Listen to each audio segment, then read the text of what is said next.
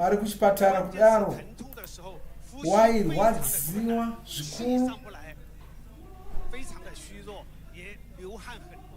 Apart from the pain, I also sweating and I'm so weak. Saka waiti kwanorwadziwa, kwanodikitira, kwari kushaya simba, kana kuvhura meso wanga asingatogoni.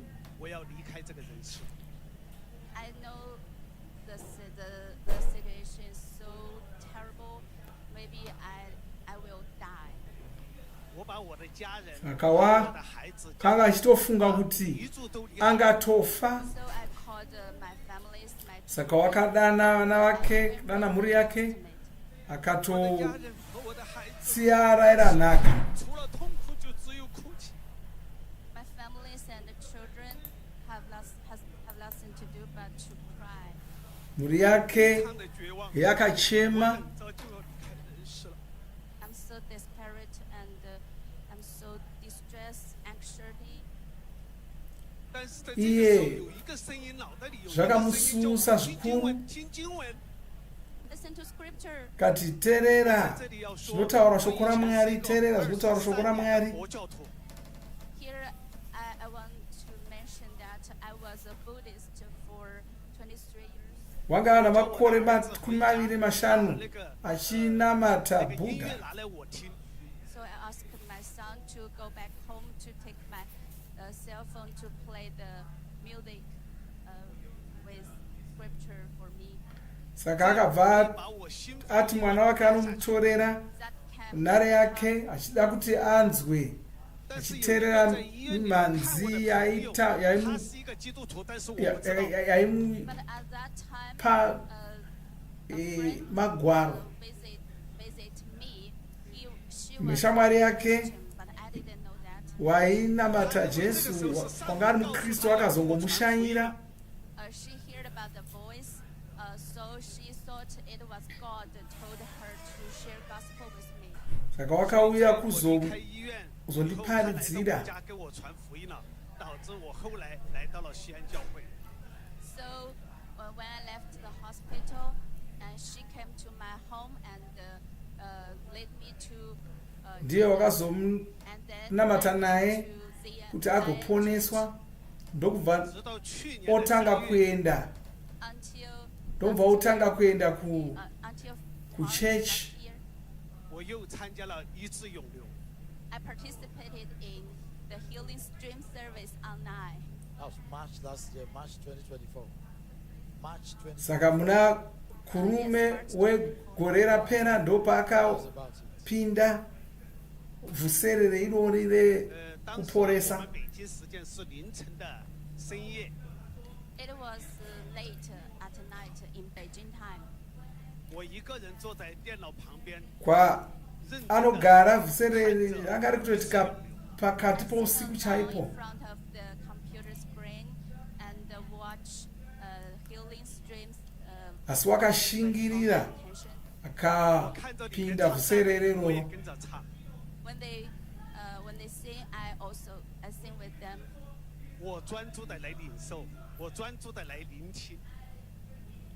Vakanga vachiimba unawo I intently listen achiterera. and expecting for Pastor Chris.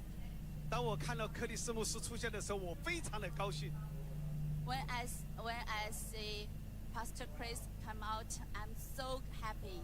Wakafara achiona mufudzi Chris achiuya. I focused on every word he say. Akachengeta mashoko ose aitaurwa namufudzi Chris. When I heard that he declared in the name of Jesus. Pakanzonzwa achirayira achiti zita raJesu zvirwere zvako zviri kubva, chirwere chako chapora. Achiti wapora. I'm so excited at that moment. Kwai ndakabva ndagamuchira zvose. I receive. Chiti ndinogamuchira zvose. 从我的头麻到了脚。 Suddenly, I felt electricity current flow. akatanga kunzwa sezvinonzi waiswa magetsi munyama. Wow. Wow. Haleluya. Right where you were participating. Izvi zvakaitika ari kwanga ari Right where you koko. were participating. You felt that power while you were watching, participating, right?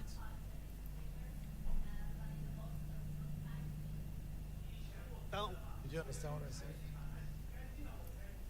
She said she felt the power went through him like electricity. I said where he was participating. Oh, online. Online, right? Yeah. Wow. That was where the power. Saka simba raMwari iroro rainzwa semagetsi muviri make, 当时我 simba 在电脑旁边， rakanzwa 就是在我的电脑。 ari kupinda Vhuserere ari pakombiyuta yake achipinda Vhuserere irori. 当时其实我没有特别的发现， I didn't notice that at that moment. 直到在去年有一次我吃火锅的时候，发现了 Until one day when I ate hot pot. 因为我们重庆的麻辣火锅也非常的有名，但是也非常的辣。 Because our Chongqing hot pot is famous, but it also so spicy. 以前我吃的话，我要用开水把它洗干净 Wakanga 才能吃。 achirwara wakanga asingagoni kudya zvaiva nemhiripiri. In hot pot, I need to wash the chili oil with hot water. Waiti kana akapiwa zvokudya zvine 我直接从 mhiripiri waifanira kutanga ambobvisa mhiripiri yacho. 很多。 But that time, Asi I ate it paakapora, directly and I ate it wakabva angonotora zvokudya zviya zvine 我吃一点 mhiripiri yakawanda 并且当时 ndokudya. 吃了比平时还多2倍的食量。 My stomach didn't Muviri- feel any pain. Muviri wake mudumbu make hamuna kurwadza adya kudaro, Double appetite. asi wakatoda 我发现 kudya 我的肚子怎么不痛了？ I zvakawanda. suddenly found that my stomach not painful. 我又 Wakabva anzwa kuti mudumbu make manga musisarwadzi. 痛了。 Then I tried Chinese sneaker with high degree. 那个时候我太 Mushure mazvo wakabva anoedza zvekudya, anoedza zvekudya I have received eh, my healing. I'm so happy. zvimwe zvokudya zvokuchina ikoko zvaaisикoniwa kudya. 做了14次的胃镜，在医院里医了很多次，我都没有得到医治。 I was hospitalized for 5 times and undergone 14 gastroscopy examinations. I pain a lot and I see various doctors, but it didn't work. 但是神医治了我，感谢神，哈利路亚。 Finally, it was God who healed me. Hallelujah! Hallelujah. Saka Mwari vakamuporesa pachokwadi. Congratulations. Haleluya. Makorokoto Thank you. kuna Stephen. Talk to somebody in China right now who needs a miracle, watching and listening to you. Toda kuti audze vanhu vari kuChina vanoda kuporeswa kuti chii chavanofanira kuita kuti vagoporawo. 电视机前的朋友说，我想对全球的华人说，我想对所有的中国人说， I want to say to all the audience here, all the audience in front of the screen, all the people around the world, all the Chinese, 相信神，相信耶稣，相信医治永留。 believe in God, believe in Jesus Christ, Ari believe in kurudzira. stream service. Ari kukurudzira vanhu vese vava kuti vagamuchire Jesu, vagamuchire Vhuserere ReKuporesa. 神要做工， Rudo rwaMwari rukuru. God's work will succeed, must succeed. Amen. 相信是 Jesus, right? I got Haleluya. it right? 相信是 Jesus. Haleluya. Yes, 相信耶稣. 相信 Jesus. Yes, believe in God, believe. 相信 Jesus. 相信耶稣. Hallelujah. Hallelujah. What would you like to say to the man of God, Pastor? Ngarinzoti anoti chii kuna mufudzi Chris?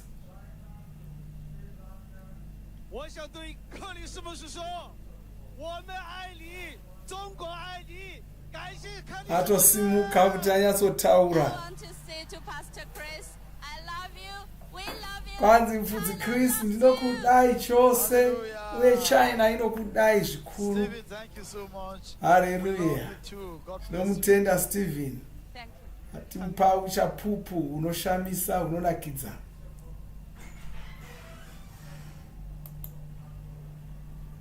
Wow. Nongora nesimba racho ranga chitaura naro kuti munhu wakapora pachokwadi. Zvinova chinhu chinoshamisa chinonakidza. Tinotenda Mwari pamusoro paizvozvo. Oh, hallelujah. Kala sikatomo kara mashigidas makretora. Oh, hallelujah, hallelujah. Hallelujah, hallelujah, hallelujah, hallelujah. Glory to God. From China to Sri Lanka, Vakuchina kuenda to the kuSri nations Lanka of the world. nokunyika dzepasi nokupasi rose. Of God, Simba raMwari walking riri mighty. kushanda zvine Wherever you are simba. participating from, Saka this is your moment. Just kwose know that you kwauri ndonguva yako yokuti do uporeswe. what you could not do before. Saka ziva kuti waporeswa, gadzirira kuzoita zvawanga uchikonwa kuita nguva yese. This is your day. Nhasi ndo zuva rako, ndo nguva yako ino. Hapana chichakonesa kuporeswa. Congratulations. Tinokukorokotedza. And I have another testimony. Ndine humwe uchapupu zvekare. Are you ready for this testimony? Magadzirira here kunzwa uchapupu Can I share ihwohwo? this testimony with you? Ndokupa here Are uchapupu you ready, unaye. ready, ready, ready, ready? Magadzirira here. All right, watch this video clip. Chitarirai I want to tell the rest of the story. uchapupu uri pano nhoroondo iyi ndigodzoka ndotaura nemi. 3-year-old Davika Kumar from Nepal was born under difficult Uyu ndo kuNepal. with no modern facilities to save birth. She was born a twin, and at 1.5 years old, her twin sister started Vakazvarwa ari mapatya, and was unable to walk. asi When she was 2 years mumwe old, mupatya wake wakatanga kufamba asi her parents iyewa haana kukwanisa. the midwife who came and examined her. And that Vakazoongororwa, devastating news that Davika will never walk. akaudzwa kunzi mwana uyu She grew up this way. musana wake wanga usina kumira zvakanaka, saka wanga asiri kuzofamba. She could not play with Wanga asingagoni kufamba, kutamba nemumwe mupatya wake. did all that they could. Vakaita zvose vaikwanisa, asi hazvina kugona kugadzirisa dambudziko racho. Healing streams Vabereki vakazonzwa pamusoro registered for the program. Matthew chapter pevhusere rekuporesa. 14 says, and the blind and the lame came to him in the temple. Bhaibheri rinotitaurira apo kuti mapofu akauya kuna Jesu nezvirema zvakauya kuna Jesu. Ndo zvatinoona pavhusere rekuporesa. They participated Saka vabereki vemwana uyu vakabva vauya vachitarisira kuporeswa. healing to the global Mufudzi Chris pavhusere riri vakanyengetera nokushumira kuvanhu pasi rose. Ndivo vari kushumira apo vachitaura kuti hazvina basa kuti makumbo ako anga asingafambi, muviri wako wanga usingashandi zvakanaka, vachirayira kuti upenyu huye mumuviri yevanhu vose pasi rose. Ndo vari kunyengetera apa vachitaura kumapfupa. Mushure beyond the incredible. momunamato iwoyu Keep listening pane to chinhu hear the rest of chinoshamisa chakaitika. Chiregai Hallelujah. tizoudzwa zvakazoitika zvacho. Ladies and gentlemen, Hama dzangu, baby Davika is in the house. mwana watanga tichiona uyo Big welcome. tinaye pano. Davika and her father, Chief Shivka. Wauya nababa vake vabva kuNepal. Wow, haleluya. Ndivo avo wakufamba kamwana uyu. Oh, haleluya. Oh, wow. Mwana akufamba. Uye watouya nababa vake. Oh, haleluya. Haleluya. Oh, haleluya. Lakasikita kamokirande. Zvinoshamisa izvi. Oh, haleluya.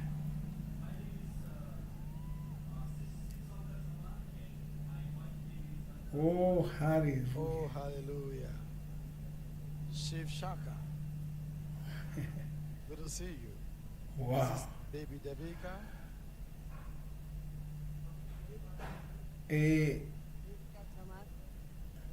So tell us your story. What happened?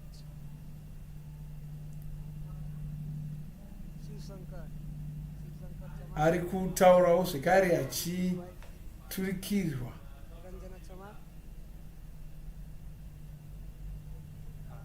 My name is Shiv Shankar Samar and my wife name is Ranjana Samar.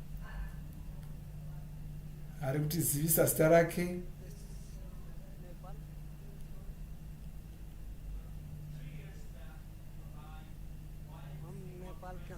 Ari kuita kunyatsonzwanana nomuturukiri wake.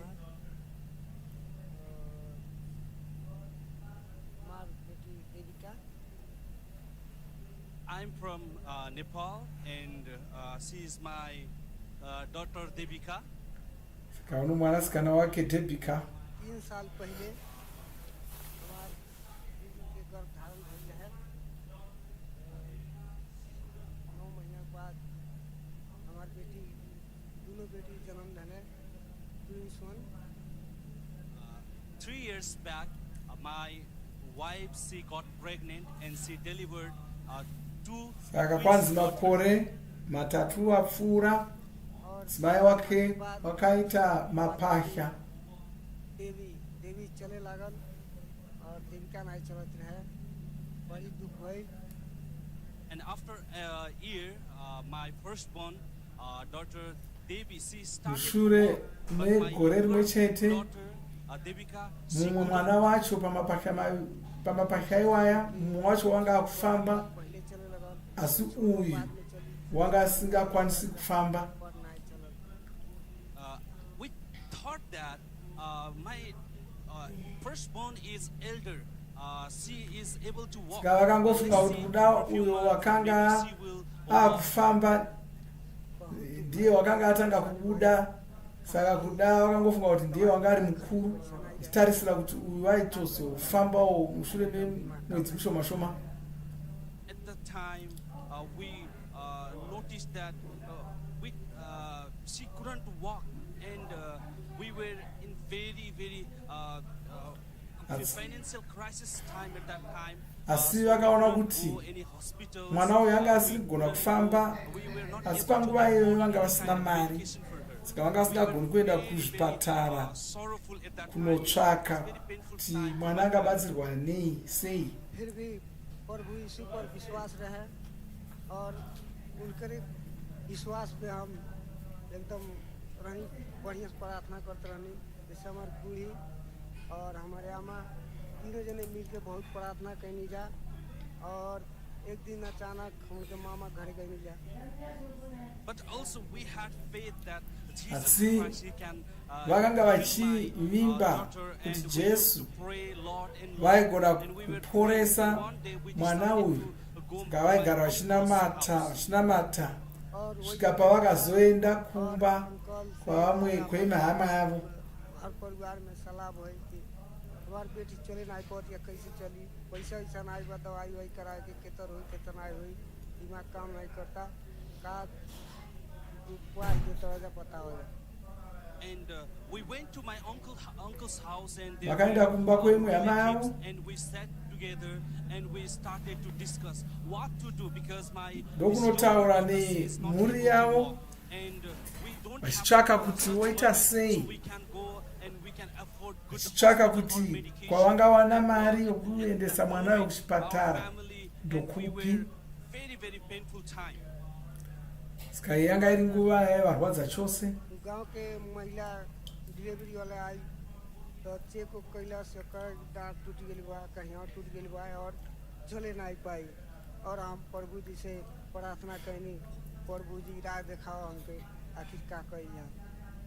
And after that our discussion with our relatives and family, they said that we will call a midwife. She is very well midwife, and we will call her and we will check Vakabva vatsvaka mumwenyamukuta wakanga aine mbiri ndokubva ouya kuti azoongorora kuti mwana anga akaita sei.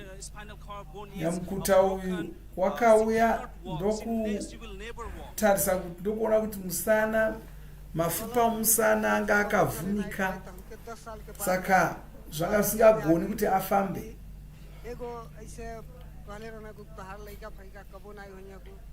प्रभु जी में विश्वास करी तो हमारा लड़का फैका 55 को हो गई ना पटले बाना तई हमार बेटी चली का है ना।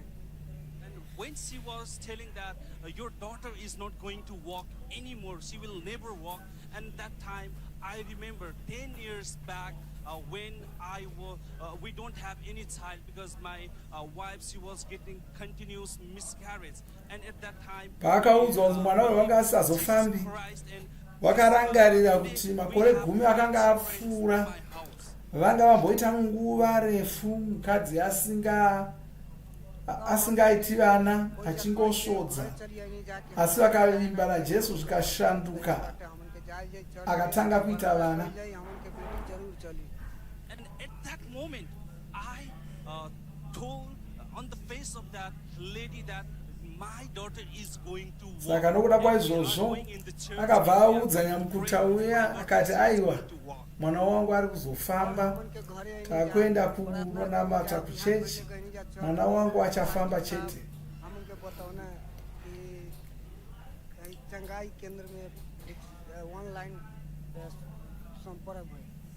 And at that time we went back to my home and we prayed together with my family. Akabva adzokera kumba ndokunonamata nemhuri, ndokuenda kunamata wavo mangwana acho, ndokuwana mufudzi wavo achitaura pamusoro pevhusere rekuporesa ramufudzi Kristu. सभा चलत रहे और ऑनलाइन में बात भई pastor please प्रार्थना करते रहना और संगे संगे हम लोग प्रार्थना करते रहना। And like this day and at that time online live healing services was going on and we were registered and we were connected. Saka vakanyoresa kupinda vhuserere ndokuripinda vari kumba kwavo. Mufudzi Kristu pavakanga vari kunyengeterera vanhu pasi rose pavhuserere iri vakabva vaziva kuti mwana wavo wanga ari kutoporeswawo ipapo. Uye izvi zvakaitika vari mumba mavo, havana kunge vaenda kuna mufudzi Kristu kunamatirwa, vanga vari kumba kwavo vachingopinda vhuserere iri vachiriona paTV. Mangwana achotokuona mwana wakutofamba, iye mwana wayo wakanga ambonzi haachafambi. Ndi mangwana acho vhuserere raita nhasi, mangwana acho ndokubvaona mwana akufamba, woyo ari kufamba. Haleluya! Wow, wow, wow, wow, ndiye uyo ari kufamba uyo. Yes, for the first time she walked. So how has she been since then till now?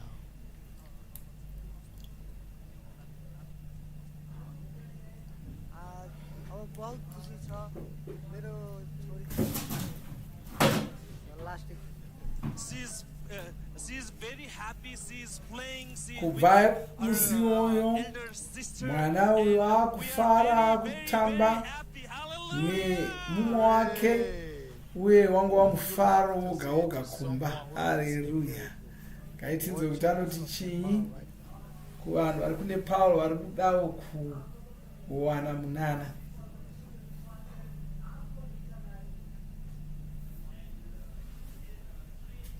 हम जैसे संघर्ष करें और प्रभु यीशु के नाम में बनल रहनी विश्वास कहनी हमारे अंदर कोनो भी यहाँ वहाँ के प्रकार कोनो अहंकार नहीं रहे जैसे कि प्रभु यीशु हमें के राह देखौने कि हमन में बनल रहा हम तो में बनल रहा और प्रभु यीशु के हमन के प्रार्थना कहनी जा प्रभु यीशु के हमन के प्रार्थना कहनी जा और हमन के चंगाई मिलल वैसे आप लोगों को भी कहो कि आप भी प्रभु यीशु के विश्वास करी आपको भी चंगाई मिली. And today, whosoever is watching this program, I Kakwanzi want to vanhu encourage vose everyone anokurukudza kudzira vanhu vose I was vari never muchirongwa second ichi in my faith.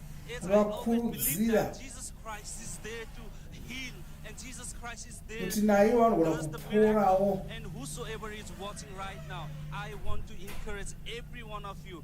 Believe in Him. Kwai Always gamuchira abide in Jesu Him. avo. Jesus Christ is alive, Jesu and He vapenyu can heal you now uye and vanogona today. kukuporesa nhasi izvozvi. They heard you. Haleluya. Praise God. And what would you like to say to the man of God, Pastor Chris? Pastor Chris के ढेर ढेर धन्यवाद. हम बहुत प्यार करें pastor Chris से और सदा करते रहो. जय मसीह. Pastor Chris, we are very, very, very much thankful, and we love you, Anotenda sir, mufudzi and Kristu we zvikuru. always, always, always love you. Praise the Lord. Hallelujah. Wow. Oh, Varume vari kufara. Chief Shaka, thank you so much. Wow. Congratulations. Haleluya. Rebecca, how are you? Haleluya. How are you?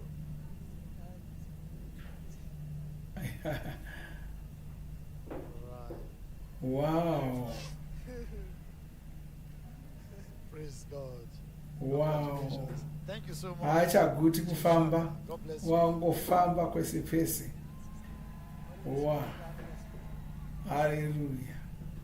Ah. Oh, haleluya. Zvishamiso zviri kuitika. Vanhu vari kupora pachokwadi. Simba raMwari tiri kuriona richishanda pachokwadi. Tingagoni kuramba kuti Mwari vari kushanda pachokwadi. Oh, haleluya avo. Oh, haleluya.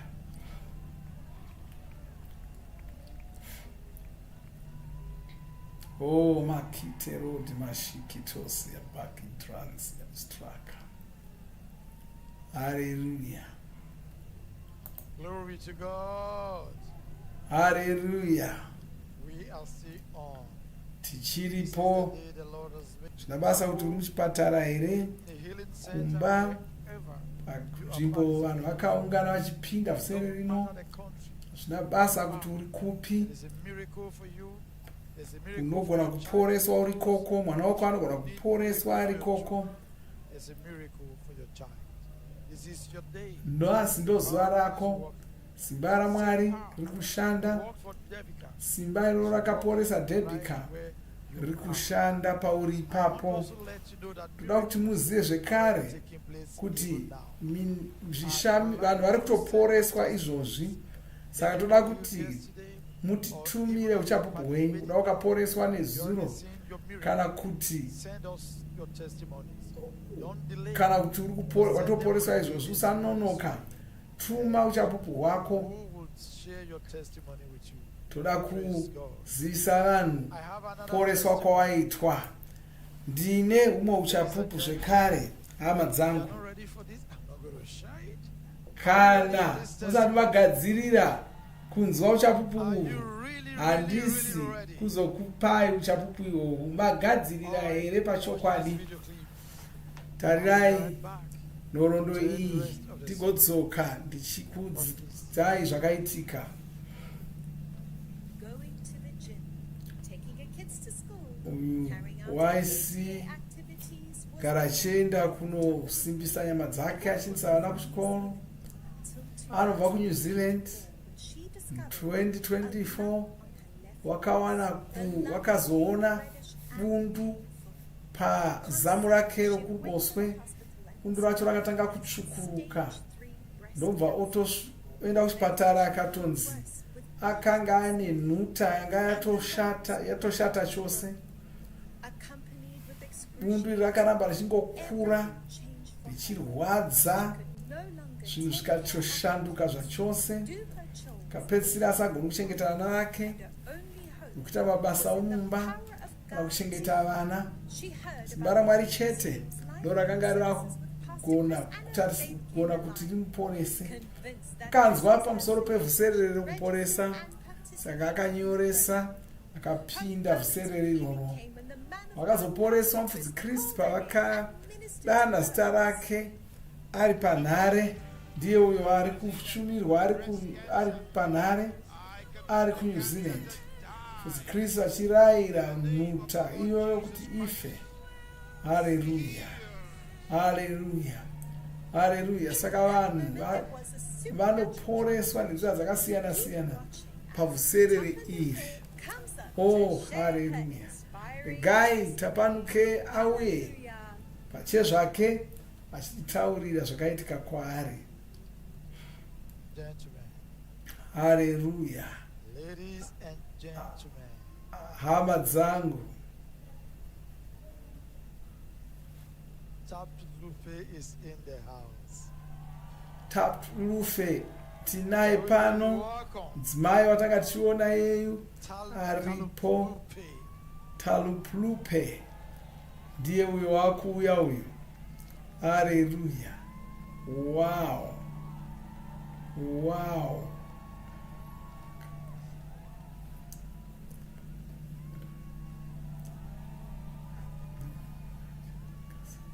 Haleluya. Kalesati koramashi bakora kila straka koramashi pikate. Praise the Lord. Haleluya. You are Tapt Lupe. Sorry, I missed the name. I missed the pronunciation. Tapt Lupe from New Zealand. Yanonzi Chaplupe anobva kuNew Zealand. Tapt Lupe. Congratulations. Anzi Just watch makorokoto your screen. ndiye wataona God was ministering to you.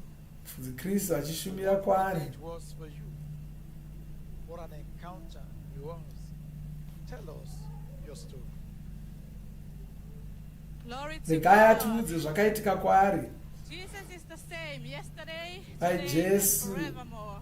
Havashanduki, zvavaiva zuro ndo zvavaiva nhasi ndo zvavacharamba vari. Be able to testify today. So, in the year 2024, Anga ari mugore ra2024, kutanga kwegore iroro, around Jan to Feb, nana ndira kukadzi it was growing on the left side. wakaona bundu ranga riri kukura riri pazamu. Pakutanga akangofunga kuti chinhu chidoko doko, saka haana kuchifunga nezvacho. As time went on, the lump grew larger. Asi bundu iri rakaramba richikuwedzera It was kukura severely painful. uye rikatanga kurwadza.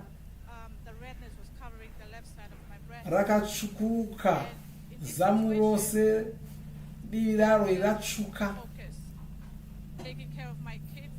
Wanga asisagoni kuchengeta vana vake. And emotionally, physically, I Wa- was affected wanga by the painful. It was aodzwa constantly moyo, attacking me and my family. chigara And for chingorwadza. this, it led me to go to see my family doctor. Wakabva aenda kuna chiremba I underwent some tests, ndokunoongororwa, confirmed, or they refer me to ndobva a bigger hospital vovatu- where I underwent some vomutumira serious tests there. kuchipatara chikuru kwaakanoongororwa chaizvo chaizvo. They run the tests. They did all this sort of tests, MRI scan, CT scan, and also blood tests. So after this, the conductions on my body and their, after that, the doctor called me and my husband who came into hospital. Chiremba vakazodana iye nomurume wake To us, chida kuvaudza the condition that I had. zvavakanga vaona. So we went into the hospital Paari. and before going Kaenda in, they already kuchipatara told them, kuya, or in my mind and my spirit, I was getting myself ready for the results. wanga zvishingisa ake chida kuti audzwe kuti chii. Saka vakabva vaenda ndokunozwa kunzi wanga ane nhuta yanga yatosvika pakuipisisa chose.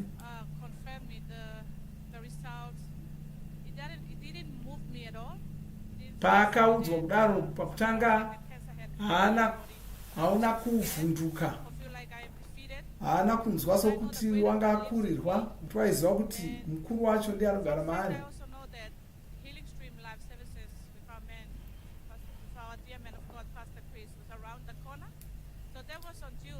Uye wangachizivawo kuti Vhuserere ReKuporesa ranga riri pedo, nokuti paakaudzwa chirwere pamusoro pechirwere ichi matova muna 10. Saka wakanyoresa Vhuserere riya ndokupinda ari kumba kwake.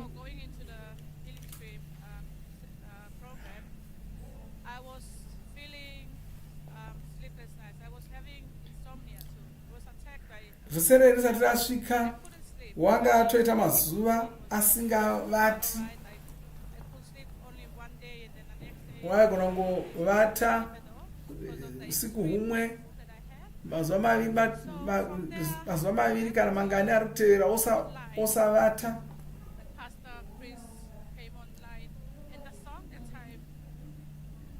Vhuserere vakabva vazouya, vaimbi vakanga vachiimba vachiti Jesu ndiye murapi mukuru.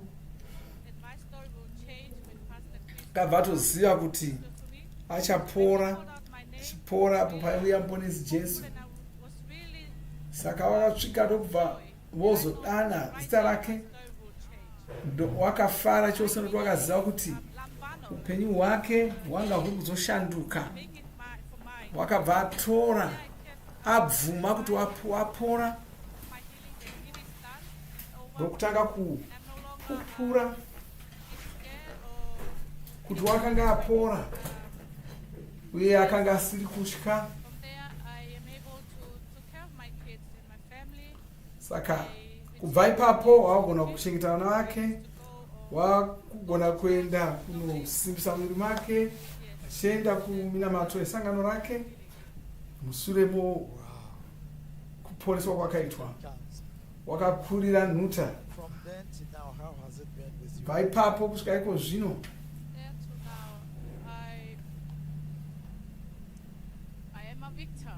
anonzwa kuti anokunda, agona kuita zvaanofanira kuita samai, achiendesa vana vake kuchikoro, achiita mabasa ose anoitwa namai mumba.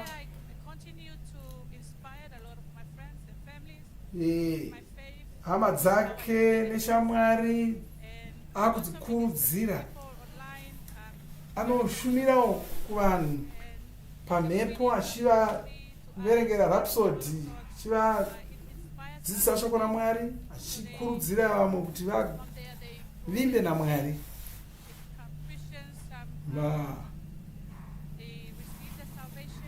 Vamwe vachiponeswa. Saka ndo zvimwe zvezvinhu zvaari kuita.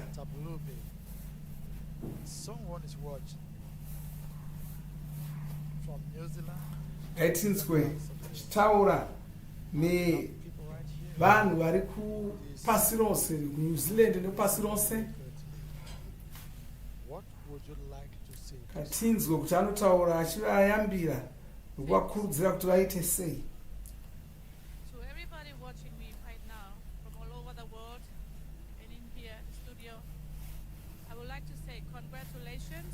Vanokorokotedza vose vari kupinda Vhuserere iri, chivadzivisa kuti ndo zuva rokuporeswa kwavo. Mwari ndovaronga kuti vapore.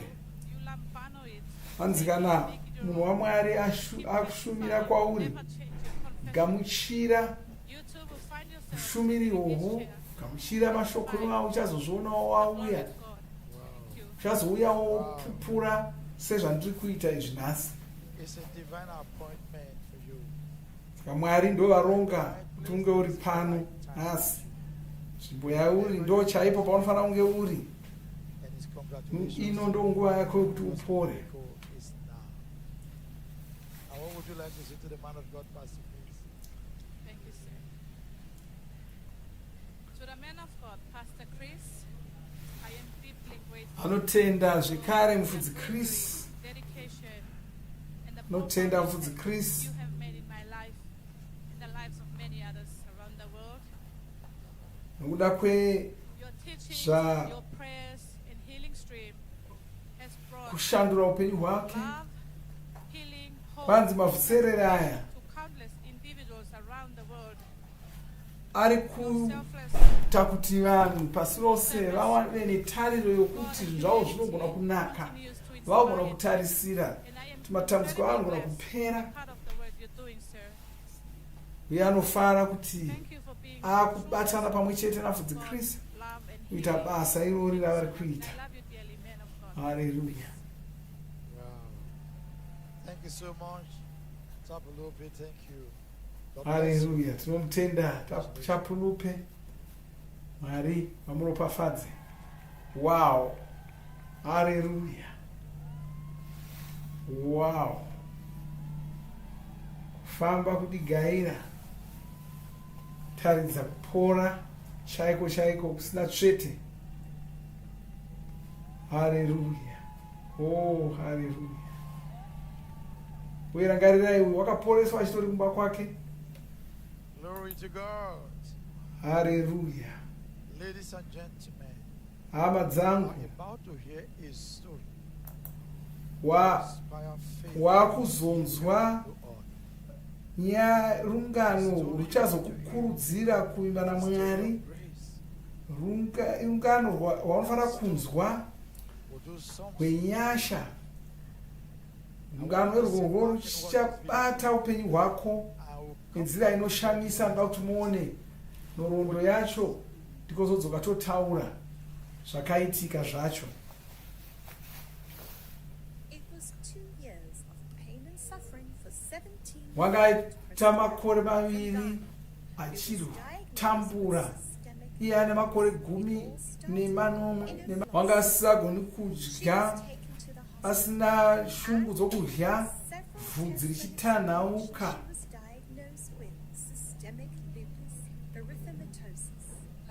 Paakanoongororwa akaonekwa kuti wanga aine ropa rake rakasina kumira zvakanaka. Saka wakanga akugara achirwisa kuti arambe ari mupenyu. Zuva rimwe nerimwe waiudzwa zvimwe zvirwere, achiudzwa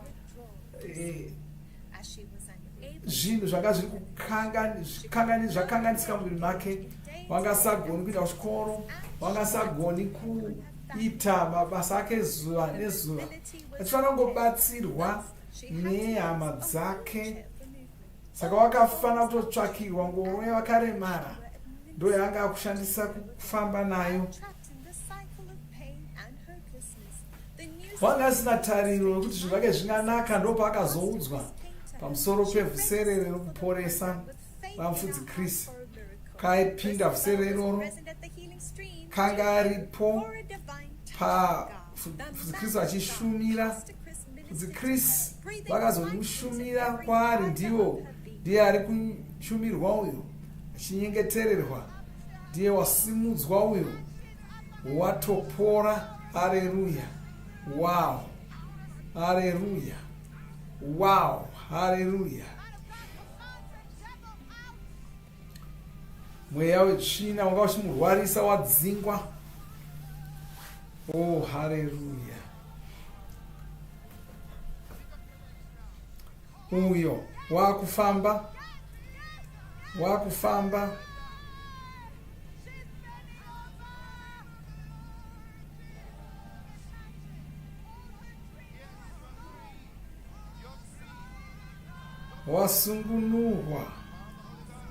wasungunuka, wapora. Kwai wapora zvachose. Ndozvekutaurwa namufudzi Chris apo. Haleluya. Wow. Haleluya. Oyo akufamba ega, watosiya ngoro yake yanga achishandisa. Wow. Ladies and gentlemen, Hama dzangu, Christabel is in the house. Christabel tinaye pano. Christabel is in the house. Christabel ari pano. Christabel ari pano. Welcome. Ngatigamuchirei Christabel wabva kuGhana.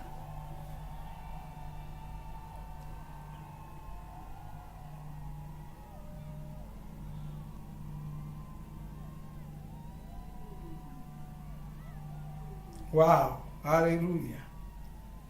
Karabaya kasamaya. Wow. Hallelujah.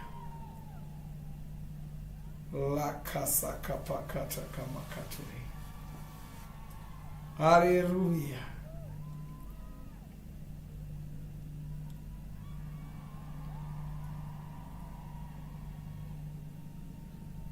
Wow.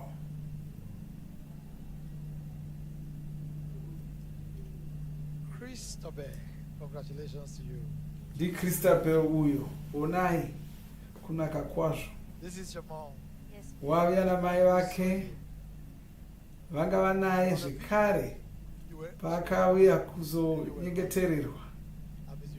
Vese mai nomwana vanga vachifara. Wow. Vanhu Ghana tinofunga vachiona izvi vari kufara chose. Ndingatidze kuna mai. Izvi mwana akatanga kurwara makore maviri apfuura. Mai vanga vari kubasa vachidamwa kuchikoro. Wanga ari kuchikoro zvikanzi uya mwana wenyu asi kunzwa zvakanaka. Ndokunotora mwana uya ndokuenda naye kuchipatara. Chiremba ndokubva vomuti pahuro pake pane hapana kumira zvakanaka, anobva vomupa mushonga. Mushure mazvo hapana zvakabatsira, vakadzokera ndokunopiwa mushonga nachiremba, asi hapana kana zvakagadzirika. Vakadzokera vakamuendesa kuchikoro. Gare gare vanga vadanwa kuchikoro zvikanzi mutore mwana wenyu obva woenda naye kuchine chimwe chipatara chingowedzerwa mishonga, asi mwana achingowedzera kurwara. Wanga asisagoni kuzvibatsira, wanga akufanira kutakurwa, wanga asina simba, wanga akufanira kugezeswa, wanga asisagoni kudya kana kutonzwa munhu wezvokudya. Waisatozvida. Vakaenda naye kose kose kune vaitova nevaidi vese, hapana zvaibetsera. Kata gore rese asingaendi kuchikoro, vamwe vake vari kuchikoro. Mai vakatosiya basa kuti vauye vamuchengete ari kumba. Hazvina kunge zvakavanakira nokuti mari yakatanga kuvanetsa, nokuti vaishandisa mari dzakawanda vachienda kuzvipatara, vachinotenga mishonga, mari ichingoenda asi pasina zvanga zviri kubatsira. Ndo zvazvanga zviri svikira pavakazonzwa vari kusangano ravo vachinzwa pamusoro pevhusere rokuporesa. Vanotenda zvikuru. Mufudzi wavo wakabatsira kugadzirira vhusere rekuporesa, saka vakauya kuvhuserere. Pavanga vari kuvhusere vachigadzirira vhusere kudaro, vashumiri vakanga vachishumira kwavari vachivadzidzisa shoko raMwari. Iye Christabel wakanga achinyorawo zvaaidzidza, voenda kumba vonotaura pamusoro pezvaadzidza, achiteerera nziyo dzokurumbidza Mwari. Pane rimwe zuva wakataura achiti akanga aona ngirozi dzakamushumira, dzaimukurudzira nomushumira kwaari. Saka musi wacho wakaporeswa, wanga akagara mungoro vakaremara. Fudzi Kristu nobva wouya, nobva woshumira kwaari, nobva wotogutsikana kuti vanga vapora. asi mufudzi Kristu asati vamunyengeterera vakatanga vamboimba kambo. Something happened. Pastor started touching my daughter at everywhere she was Pa- sitting. pa- As if somebody told him something. mufudzi Kristu vakatanga ngobata Pastor touched mwana, vakatanga ngobata Christabel pose pairwadza, sezvinonzi vanga vaudzwa, unzi apa ndo panorwadza nepapa nepapa. raising her, lifting up her legs. Saka mai vanoti vakashamisika kuti mwana wavo akatanga kugona All right, let's hear kutumba. Christabel talk to us. Ngaitidzwe Christabel achititaurira zvakaitika kwaari. Christabel, the testifier herself. Wow, kwanzi chiregai nditaure ini mwene wechinhu. My mom right here, everything she said right now is very true. Kwanzi zvataurwa namai ndo chokwadi I was chaicho. diagnosed of systemic lupus about 2 years ago, and this prevented me from doing a lot of things. Chirwere chaakanga abatwa chakamukonesa Daily activities, chakamukonesa kuita zvinhu zvaifanira kuita. help even walk Wanga wafanira kubatsirwa kufamba, in my body. chinzwa muviri wakangoomarara, My age mates, vachiona vanhu vezero rake youthful life, vachifamba vakasungunuka, I was stuck in vachinzwa ropa kufamba sevana vadoko. was very shameful for me, so I Wanga akutonyara, saka wanga asingadi zvokubuda panze tichionekwa navanhu.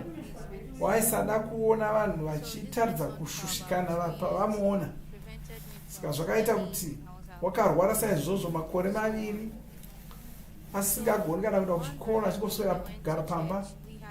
we weren't able to go to church for some time. Not Vanga vane nguva vachikonwa kuenda kumunamato esangano ravo, asi vakazoenda ndokunoona mufudzi wavo ndokuudzwa pamusoro pevhuserere rekuporesa rakanga riri kuuya muna chikunguru wegore iroro, igore rapera. going to be all right. Ndobva vovakurudzira akati vanga vari kuzopora, We had faith. vakabva This is our last stop. vazviudza kuti hongu taakuvimba naMwari, We didn't even know how kushina kumwe here. kwanga kune batsiro. Havana kutomboziva kuti vachauya kuzviserera racho sei. Coming here. And glory be to God. Ndokungovimba naMwari kuti vanga vari kuzosvika chete. Everything that went on Vaka- in school, vakapinda mune zvose zvanga zviri kuitika. Vachi to us, and pavaigadzirira vachidzidziswa, confessing vashumiri vachiuya vachivakurudzira kuti vataure zvinowirirana neshoko raMwari. confess, and we saw it manifesting gradually. Vakaramba vachitaura vakaona First day of kuti the zvanga zviri kushanda. program, I was ministered to that Saka iye wakanyengetererwa future musi wokutanga wevhuserere. Kristu akauya, vakauya vakambomira, ndobva votanga kuimba, so familiar to me, vachiimba kudaro. singing it Kambo kavaimba, kambo kakanga achimbosimba, the song by the vakaimba kambo ikako, so far, and he was singing it as he was singing. I was Achiimba looking kudaro. into his eyes. iye wanga akatarira mufudzi Kristu meso, I'll be achiziva kuti musi iwoyo wanga ari kutozoshandurwa. Mweya wake wakanga wakavhurika.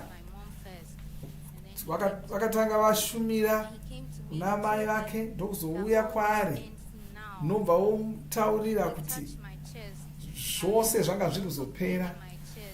Chifuva chake chaisirwadza, saka mufudzi Kristu akabata pachifuva akamurayira kuti afeme, atore befu, chinova chinhu chaimurwadza zvikuru. Asi apa wakatora befu haana kurwadziwa sezvaaisiita. Kristu akabva abata ruoko rwake, nobva vomuti asimuke. Pamwe pose apa wanga asingagoni kusimuka, asi ipapo wakasimuka. Ndokubva vomurayira kuti achitanga kusimudza makumbo ake, That's what this is the zvinhu zvaakanga asingatombogoni kuita pese apa. Haatozivi kuti waigona kuzviteedzera sei. Mufudzi Kristu vaingomuti ita chakati otoona akutoita, ita chakati otoona akutoita. Wow, haleluya, haleluya, wow. Wow. Glory to God. Hallelujah. So you couldn't do any of such before. Saka zvese zvaanga ari kuita izvi zvatachiona achiita wanga asisagoni kuzviita. We were jubilating and we were working. I just Shure knew mazvo that was the vanga vakufara vachiziva kuti that was it for me. chirwere ichi chachapera. Beginning to move from Upenyu hwake hwanga hwava kuchifamba zvakanaka. I went back to school. Wakazodzokera Was kuchikoro.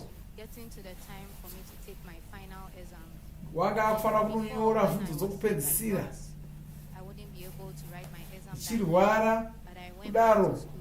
wanga akutofunga I kuti was able to write zvokunyora zvanga zvatoramba, asi wakaenda akanonyora bvunzo my course dzese. required that I'd model because I was offering a fashion course, clothing and textiles, that I'll model and show off my work that day. And they thought I wouldn't be able to do it, but I did it perfectly. Wakagona kuita zvose. The results came out. I Kuchikoro passed kwanga every achidzidza mountain zvokusona. and I'm currently Wakagona at the University of Ghana. kusona. Yeah. Akagona kupfeka nokuratidzira zvisonwa zvake. Iko zvino watova kuchikoro chikuru. In this auditorium, Ngaitinzwe kuna mai chitaura someone here kumunhu waiting to receive anoda this of you, kupora. and someone watching even from Ghana.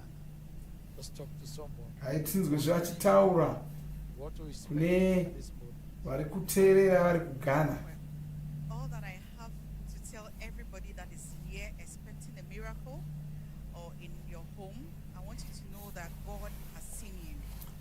Tavanokurudzira vanhu vese vanoda kuporeswa. The table is Ngavarangarire kuti Mwari just receive. vari The kuvaona. end of every affliction is here and Matambudziko ese ari kuzopera pano nhasi. I'd like to say to anyone who is expecting a healing, I want to say to you that in the eyes of God, you are already perfect and complete. Christabel ari kutaurawo kwanzi kana uchida kuporeswa, uchitarisira kuporeswa chirega kuteerera Things around you. zvose zvinokuti hausi kuzopora, hausi kuzopora, ungovimba.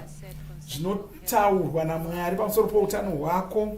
Mwari vanoti iwe wakakwana. Pastor sir, I'd like to say thank you very much. Thank you for expressing the love of God to us. Anotenda womufudzi Chris Pastor.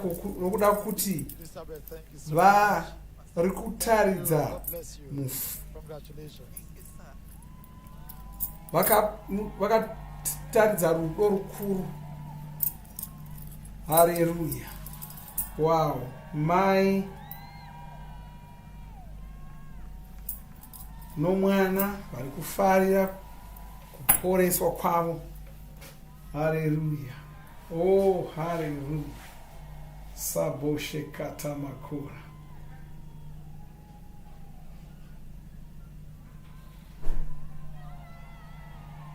Wow. Hallelujah.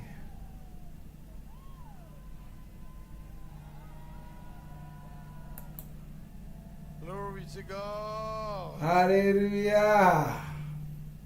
You're in the right place and at the right time.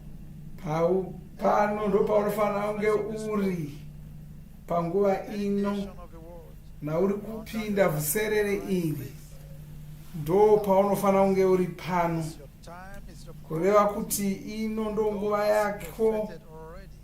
yokupora. Mwari Said, shut your ears to every form of Mwari vagadzirisa zvose zvoutano hwako. is the power of God.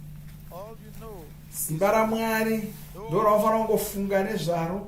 Kuporeswa kwako ndo kwaunofanira kungofunga nezvako. Ingozviona wapora. it's your time. Ino ndo zuva rako. Ino ndo nguva yokuporeswa kwako. This last testimony for today to share with you Hama dzangu, is a story. ndine uchapupu hwokupedzisira Are you ready for hwandoda that story? kukupai.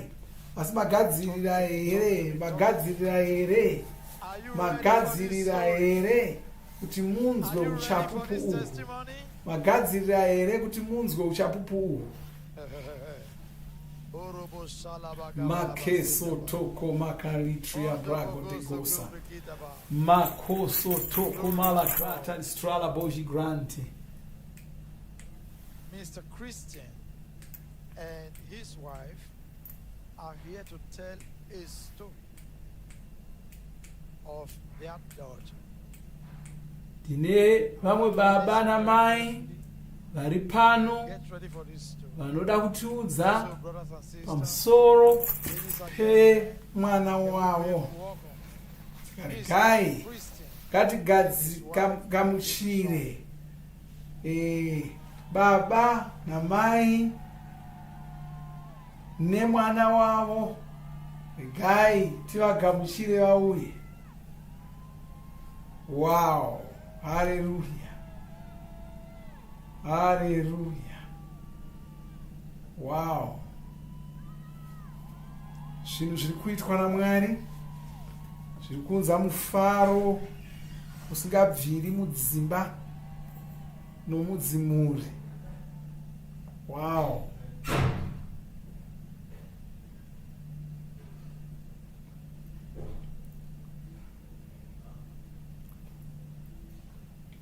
Baba na mai Christian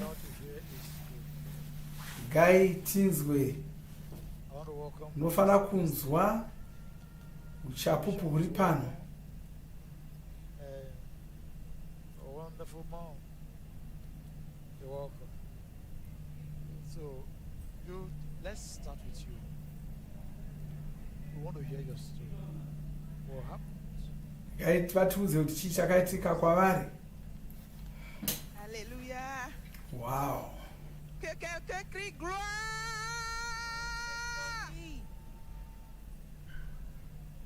Je suis tellement reconnaissante à Dieu I'm so grateful to God Vari kutaura vachiturikirwa de me tenir devant le monde entier to have granted me to pour testify témoigner de ce vanofara que kuti l'Éternel a fait vanokana dans la vie de ma famille. wokupupura what the Lord has done in the life of my family. Alléluia. Hallelujah. vachifara nokuda kwezvakaitwa naMwari C'était la nuit mumhuri du 8 yavo. août 2024. It was in the night of 8th of August 2024. J'étais Vanga riri en mugore rapera terme I nanyamavhuvhu was manheru. already on my 9th month, Vanga vane nhumbu yanga yava kuda kutozvarwa and at midnight, pakati pousiku. after prayers, Mushure mekunge vanamata I could not sleep. havana kugona kuvata. Je pense que le bébé est là. My water broke, and I told my husband, "It's like the baby's about to come." vakakuda shupa ndokubva vofunga kuti mwana akuda kubuda. Il a pris son véhicule He took his car, et on est parti. Vakabva vatora went to the hospital. murume nobva vatora motikari ndokumaya kuchipatara. Vachisvika kuchipatara kuya The midwife was alone. Et je disais, nyamukuta vakaona kuna nyamukuta anga ari ega. je ne pourrais pas rencontrer une autre Ndokuudza sage-femme I don't want to meet with another parce midwife. que j'étais ndokuudza murume wavo zvikanzi handisi kuda kungosangana nemunyamukuta chete Familiar que with je the ne one that was taking souhaiterais care pas of me. qu'une autre. nokuti vanga Another midwife. À ma grande vanga vasina surprise, kufara nezvavakamboitirwa noumwe And at my nyamukuta. surprise, I discovered it was another quand midwife. j'avais dit cela, à Saka Marie, kuuya zvachiwana pana nyamukuta chete il a hazvina dit, kuvafadza. celle qu'on va voir ce jour-là. No matter who we meet on this Ce day, n'est pas elle qui va m'accoucher. she's not the one that is Les anges sont déjà préparés, apprêtés. Saka vakazviudza vakati kwete, already prepared everything Alléluia. for delivery. ngirozi dzichatungamirira pakuzvara kwangu. Pendant que j'allais en consultation, While I was going for consultation, je l'avais déjà rencontré cette femme, sage-femme une fois. I've met this midwife once. Et en ce moment-là, Ivo vakanga vambosangana namunyamukuta et uyu, quand je lui ai remis saka le vaitomuziva. When I gave her the result, elle me disait que Pavaka- le bébé était en travers. Saka vakatanga she was vaongororwa telling me that the baby ndokubva vonotaura nyamukuta uya. that the Et baby que was moi je dois transversal. beaucoup Eh, prier pavakambe vamuona pour puisse tourner la tête. C'est haana pas kunge une avaudza bonne position. chaizvo pamusoro pomwana My wavo. baby's position would be normal. Donc, elle m'a dit ça. J'ai dit, ne vous inquiétez pas, sage-femme. Mon bébé même a déjà entendu et il sait quelle position il doit prendre. And I told her, don't worry, my baby has heard and he knows the exact position to take. Donc, cette nuit, quand je l'ai vue, Ah. So that night when I saw her, j'étais pas trop contente. I wasn't Saka very happy. pavakazosangana naye vakuda kubatsirwa havana kufara kumuona, vakasvika ndokumupa mapepa, ndokubva iye otaura navo, ndokubvawo akuvabvunza kuti muno mwana mumwe chete here nokuti dumbu ranga rakakura chaizvo. Kubva vomuti chivatai henyu, vakavata pasi, ndokubva voongororwa, akaona kuti mwana wanga akaputirwa, anga muchibereko mamune mvura yakawandisa uye mvura yacho yanga yakasviba.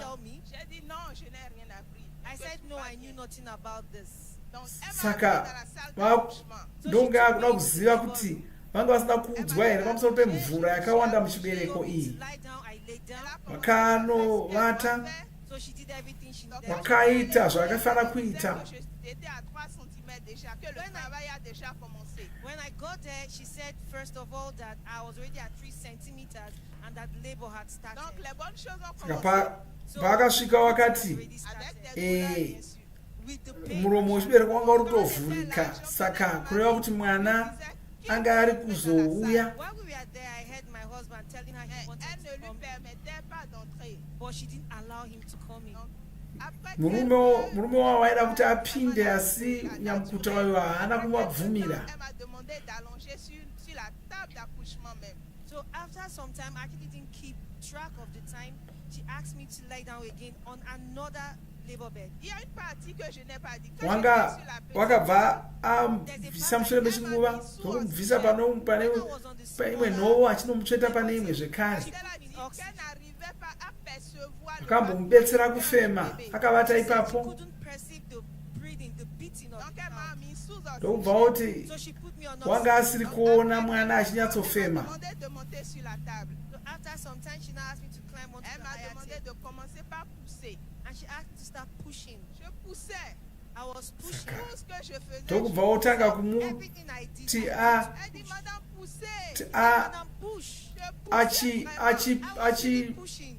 achisunda mwana abude.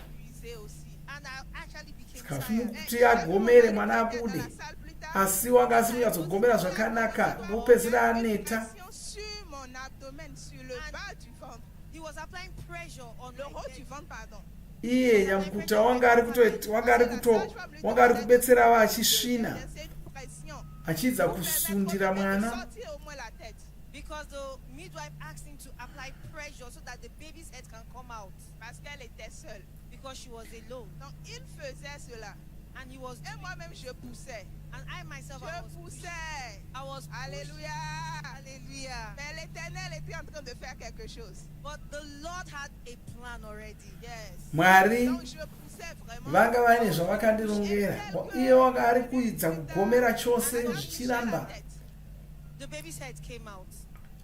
Shure menguva mwana akazotanga kubuda. Nyamukuta akati musoro wabuda. Murume wangu achisunda musoro pawakabuda. Nyamukuta wakabva atanga kukanuka achitsvaka ashaya kuti chii. Kanzi rukuvhute rwakamonera mwana muhuro. They would accuse her. Que normalement quand on était venu, that normally et qu'elle a constaté que le ventre était gros, they arrived and she discovered the belly was big, and she was alone, et que l'eau était sale, and that the water was dirty. Elle était supposée passer à la césarienne. She would have asked her to go through CS. Mais qu'elle ne sait pas ce que. Saka Nyamukuta wakabva avhunduka naizvozvo. Donc rapidement je l'ai entendu dire à mon mari, donne-moi le ciseau. Nokuti waisafanira kunge ari kuidza kubatsira mai ava kuzvara ari ega, ivo vaine zvakawanda zvanga zvisina kumira zvakanaka ipapo. Saka anga asingazivi kuti sei akatendera mai ava kuti vazvare zvakanaka vasingaiti zvokuvhiyiwa. Oh, glory! Uyu ndiye murume wacho. Hallelujah. Alléluia. Ce jour-là, On that day, lorsque la tête de mon enfant est sortie, once the head of the child came out, my child came out, Kwai pakabuda musoro womwana. the midwife said qu'elle a perdu le bébé. that she had lost the baby. Et je l'ai réprimandé. And I reprimanded her immediately. Qu'elle n'a pas perdu le bébé. Munyamukuta akabva ati mwana uyu watofa. Et elle m'a dit, Asi murume wakati kwete. Aiwa, mwana haana kufa. elle m'a dit de mettre le doigt, mon doigt, And she had me to put my fingers entre le cou et le cordon ombilical. between the neck and the umbilical cord. J'ai mis mon doigt entre le cou de mon bébé I put my fingers in between et le the neck cordon ombilical. and the umbilical cord. Elle essaie de couper. She tried to cut. Ça ne se coupe pas. Wakaedza kuti acheke rukuvhute rwanga rwakamonera mwana asi zvanga zviri kuramba Was trying to cut.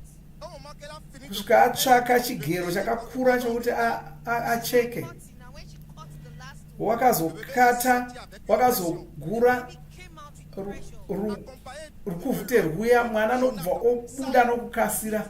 Yellowish water, dirty, inanimée. still, dead. Elle s'est affolée.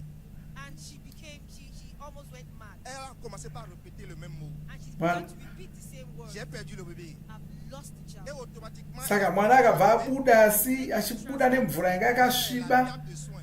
To the caretaker. Munyamukuta uya wakabva atanga kupopota zvekare She did achitaura achiti mwana uyu watofa, Le bébé ne réagit ndokuzama kuda kumutsamutsa achimutsamutsa. responding. Mwana asiri kudavira, murume ndokutanga kutaura nedzimwe ndimi, mai ndokutanga kutaura nedzimwe ndimi, And immediately the midwife began to sing. pendant ce temps, ça nyamukuta ndokutanga kuimba. ça peut aller jusqu'à 40 minutes. At this time, I could say that even we had spent 40 minutes. Le bébé ne s'est pas réanimé. The baby did not come back to life. Akaita nguva Immediately, zvinambo makumi mana vachingodaro, Le magazine de flux de guérison. one looked asi mwana anga asati amuka. Alléluia. Mweya mutsvene ndobva kuzovataurira kuti vatore bhuku iro rehealing I school had this in my car. ndokumhanya kumotikari kunotora I bhuku got irori. there in the first floor. I had to run Je suis downstairs. descendu, I went down. j'ai ouvert ma voiture I opened my car et j'ai pris le magazine de flux de and I guérison. took the magazine of the healing Je suis station. rentré dans la salle d'accouchement. I entered back into the labor ward.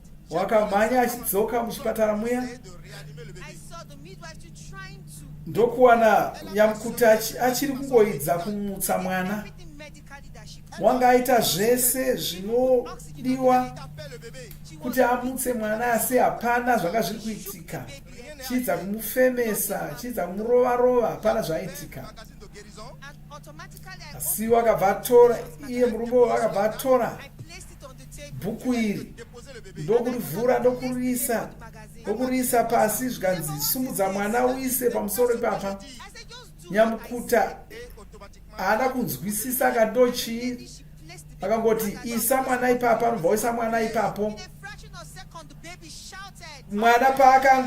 Mwana paakangotsvetwa pabhuku rehealing school iri, wakabva atoridza mhere achichema, wakabva atomuka. Haleluya. et après ce premier cri, After the first cry, le bébé s'est calmé encore. the baby went back Et again. j'ai commencé par parler en langue. Kapa akachema kekutanga, Pour le bébé, She shook the baby. mwana uya akabva aita seafa zvekare. And I can tell you, Ndobva otanga kutaura nedzimwe ndimi, ndokutaura zvekare baby nedzimwe and ndimi. cry is still till today. Alléluia. Et Hallelujah. automatiquement, il Automatically, y a de liquide jaunâtre qui commence par sortir de son nez. there was this yellowish liquid that started coming out from the baby's nose. Elle a tourné le bébé comme ça. Mumhino momwana makatanga kubuda mvura There was yakatsvukuruka. nothing but the yellowish Ça water sortait coming de out son nez. ichibuda mumhino make, ichibuda mumhino make, ichibuda mumhino make. And immediately she wrote a note to me D'aller à la caisse pour payer that I should go to the cashier and pay et je vais amener le bébé à la pédiatrie. and go to the pediatric Et c'était section. une autre express. And it was a note of urgency. J'ai amené le bébé à la pédiatrie. I took the baby to the pediatric section. Vakabva vaenda nomwana kuti anotarirwa. Once the doctor at the pediatric section saw us, Ma femme était toujours accouchée à la salle d'accouchement.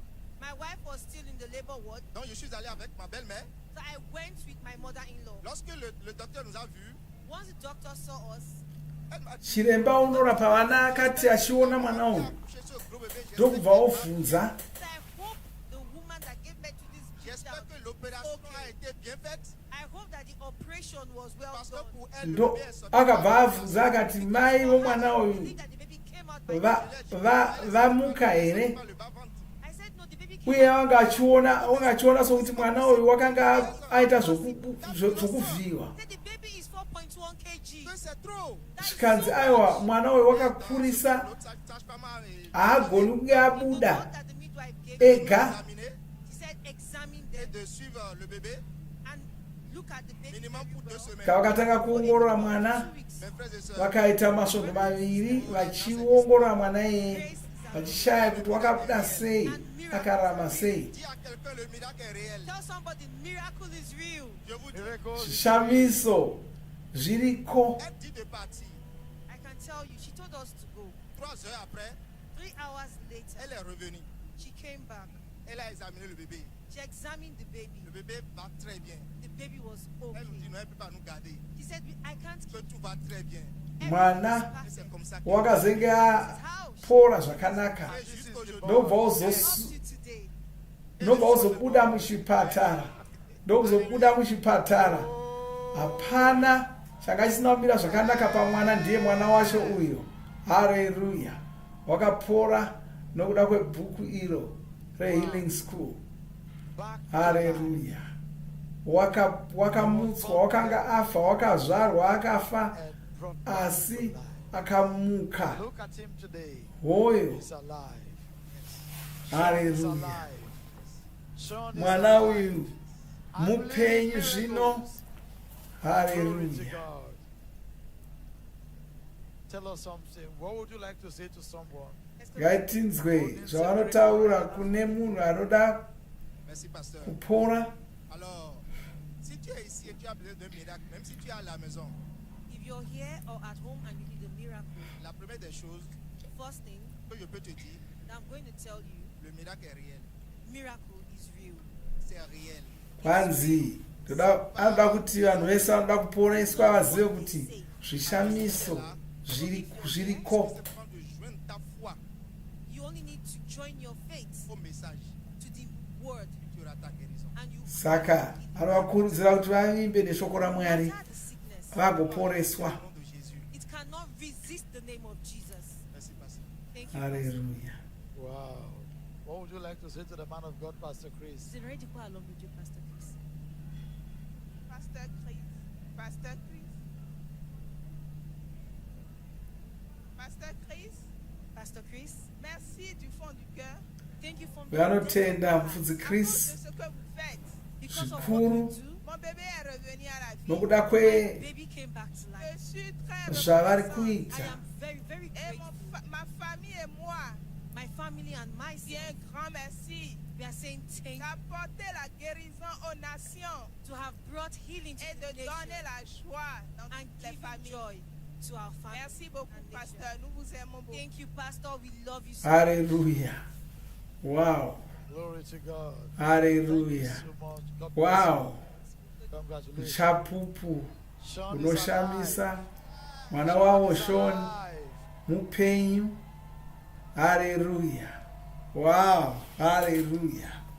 Oh, balese doma zhingi barakota. Wow. Muri iri kufara yakaporeswa. Mwana akamutswa kubva kuvakafa. Ladies and gentlemen, Hama the dzangu, moment has come. yasvika nguva iya. Listen, don't die. Usafa, Don't stay sick. usaramba uchirwere, usaura Faith has moyo. come. Nguva kuvimba naMwari yauya, simba rauya. Have your life back. Ino ndo nguva yako. Whatever the man of God says Upenyu for you hwako to uri do, kuzorarama. go ahead and do Zvose it. zvaunenge warayirwa kuti uite namufudzi Chris ita, Congratulations to you. ugopora makorokoto.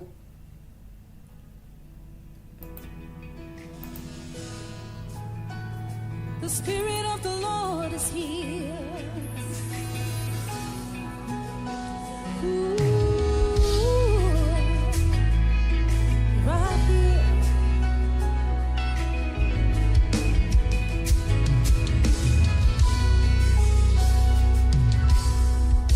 The Spirit of the Lord is present here in glory and power. The Spirit of the Lord is present here, changing your destiny. All things are possible as we call the name of Jesus. There are mighty miracles taking place right now in the powerful name of Jesus. The Spirit of the Lord is present. Spirit of the Lord is present. All things are possible as we call the name of Jesus. There are mighty miracles taking place right now in a powerful name of Jesus. The blind receiving the sight, the lame walking, deaf is unstopped. The power of God here right now. No matter the pain, your miracle show. The blind receiving the sight. Yes, the lame walking. Death is unstopped. The power of God here right now. No matter the pain.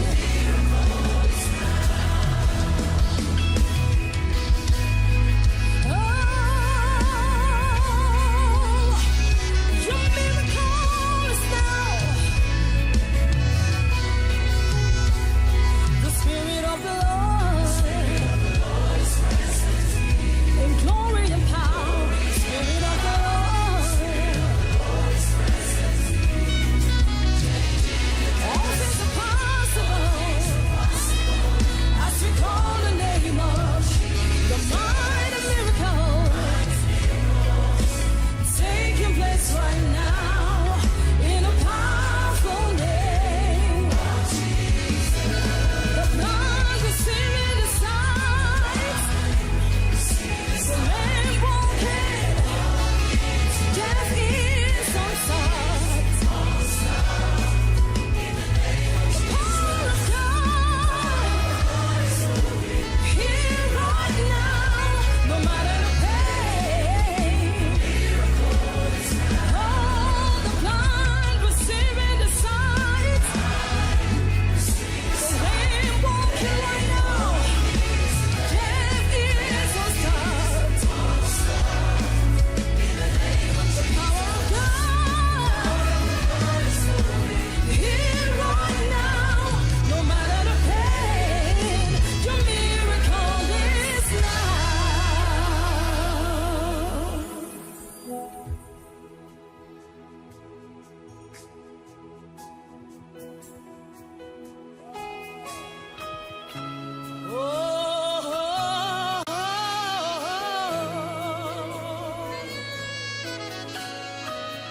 Almighty God,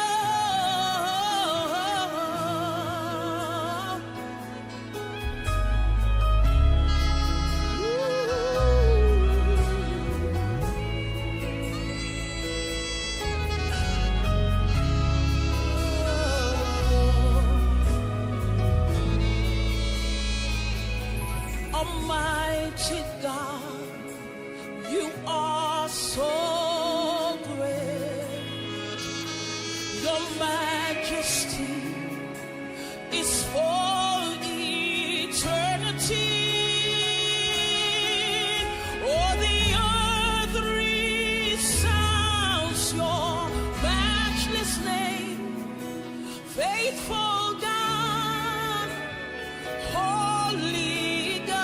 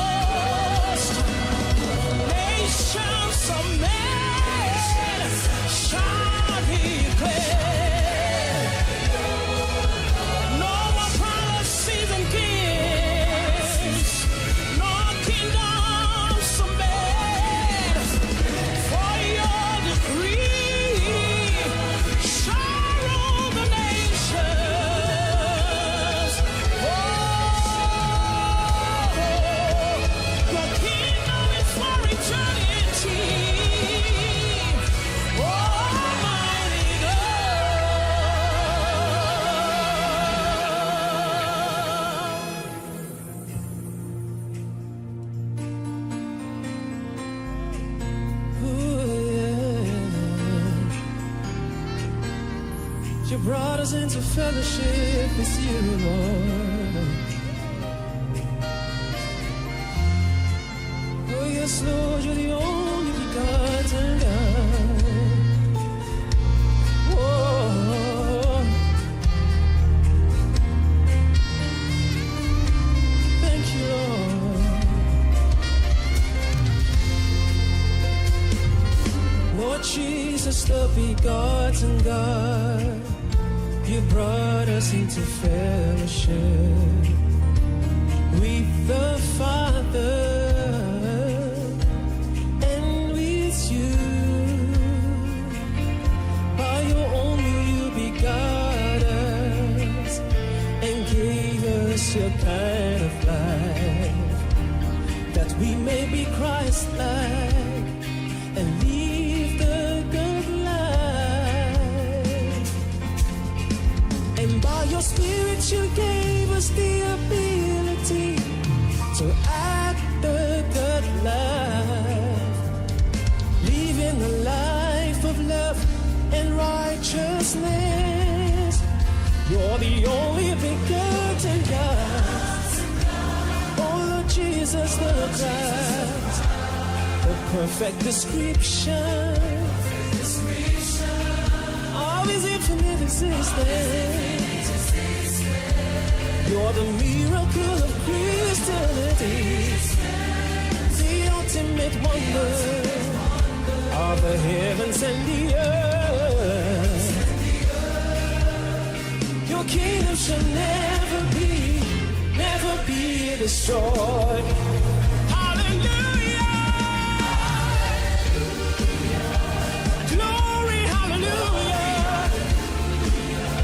There's no searching of your greatness and your wisdom. The image of the heavenly, the heir of all things. You're the wonder, you're the only. Hallelujah! Glory, hallelujah! There's no searching of your greatness. Whoa. The image of the heavenly, the head of all things. You're the wonder, the only begotten God. You're the wonder of ages. You're the heir of all things, Lord God Almighty. The only begotten God. You came from the Father as the only born Son, one of a kind who came to practice God on earth, everything to live a glorious life.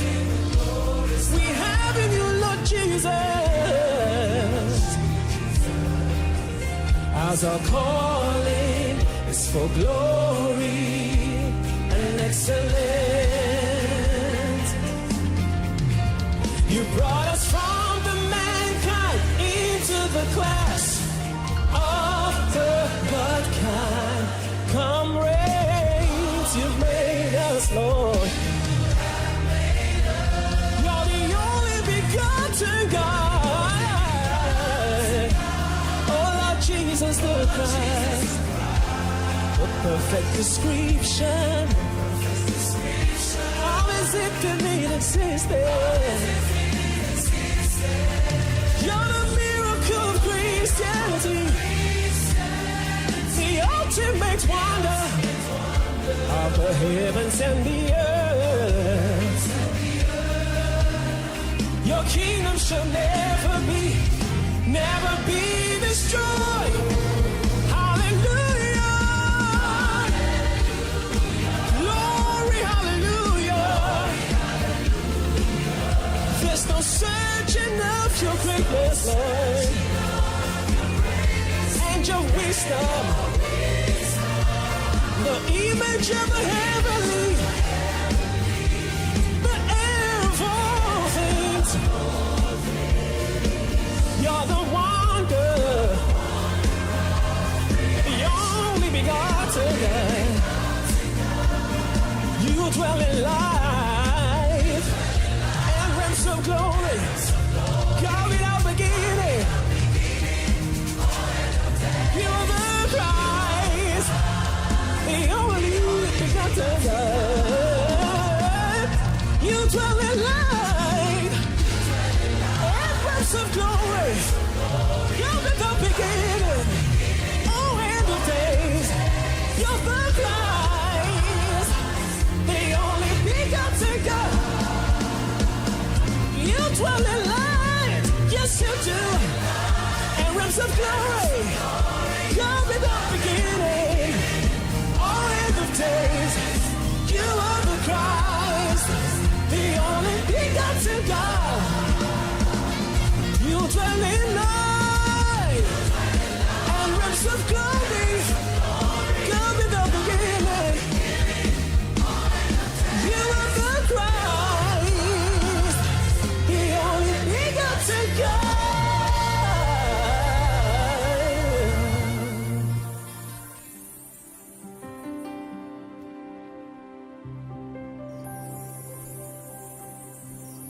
You are the only God. By you all things conceived. Hallowed be your name.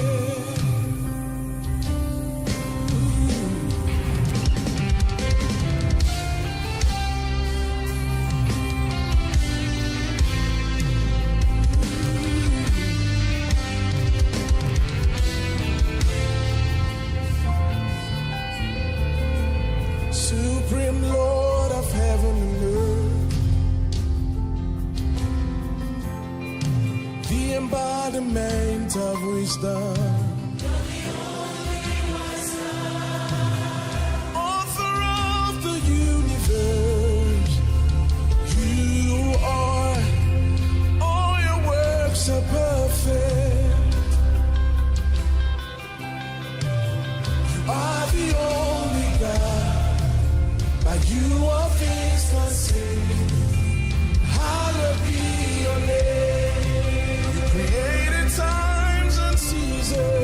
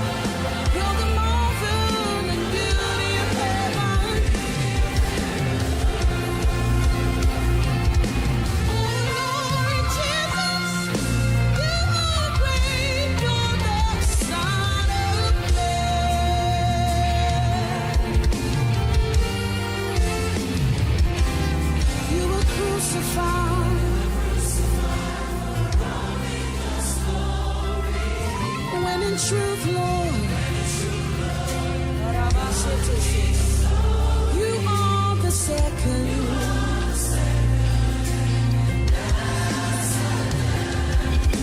The incarnate God, the glorified Christ. Oh, your lordship and your name are the greatest for eternity.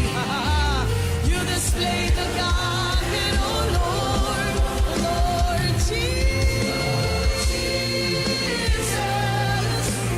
Son of God, Son of Man, seated at the right hand of God, and should come in with the clouds of heaven, with power and great glory, Lord Jesus, our sacred mercy seat. You are the medium and all it needs that men should be saved forevermore. You're the marvel and beauty of heaven. You paid for sin on Calvary when you rose from the grave on you translated us from the bottom of death. Now we are in the kingdom of our Lord Jesus.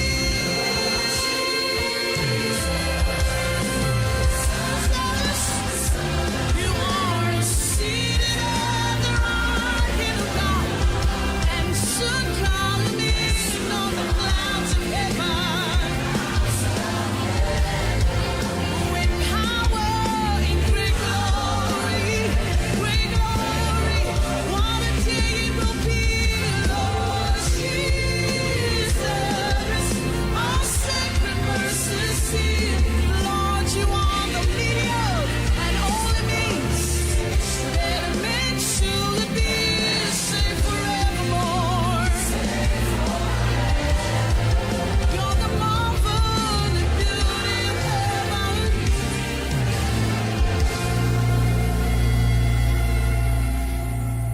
You were not a figment of philosophy. Neither were you a product of feasible imaginations. You transcended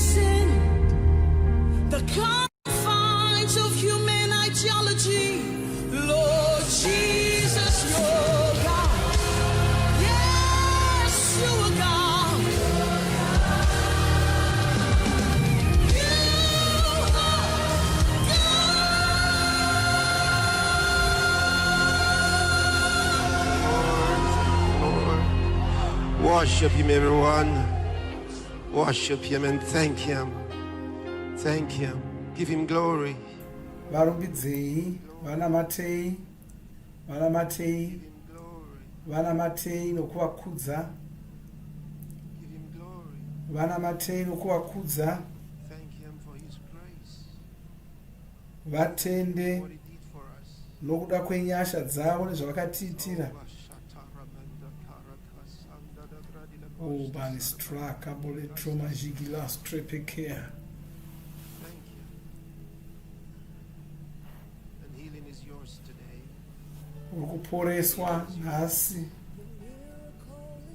Urikuporeswa nhasi. Urikuporeswa nhasi. Mufudzi Chris vakuenda kunoshumira kuvanhu. Vakuenda kunoshumira kuvanhu. Hallelujah.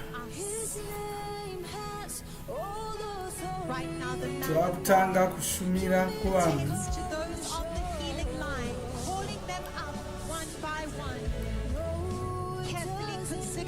Kwai urikuporeswa nhasi iwe. Urikuporeswa nhasi iwe. Hallelujah.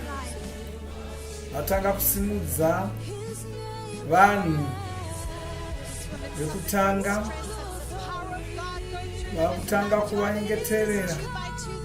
Vakuru, vadoko, varume, madzimai, vatema, varungu, vacheche. Oh, hallelujah. Hallelujah.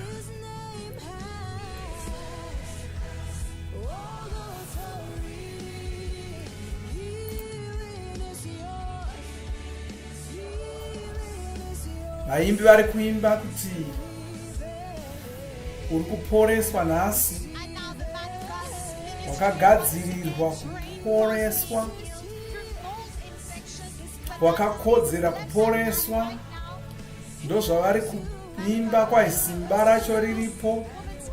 Simba rokukuporesa riripo.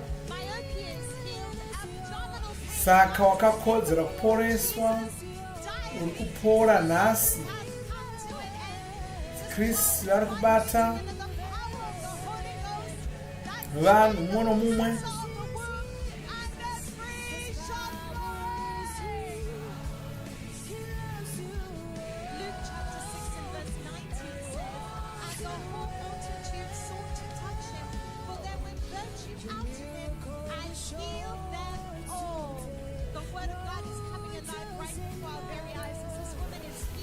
Wow.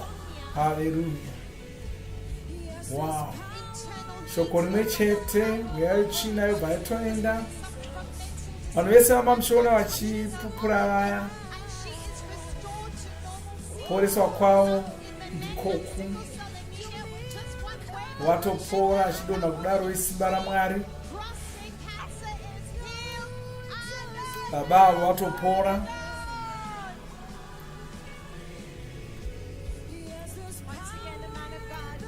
Oh, hallelujah. Avo vakutomhanya. Wow. Wow. Wow. Wow. Vatopora, watopora. Chiona izvozvi zvichiitika. Kubva wazivawo kuti kana Mufudzi Chris vakunyengeterera vanhu, chirwere chiri pauri chinobva chatoendawo. Kauri kuona Mufudzi Chris vachiporesa vanhu kudai, chinangwa ndechokuti ugozivawo kuti newewo uri kuzopora. Iwewo uri kuzopora.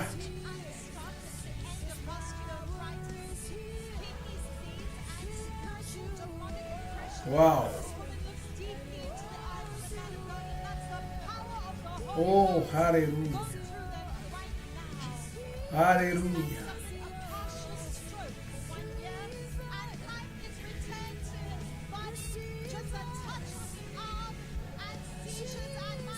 Oh, hallelujah. Kala seto mangira.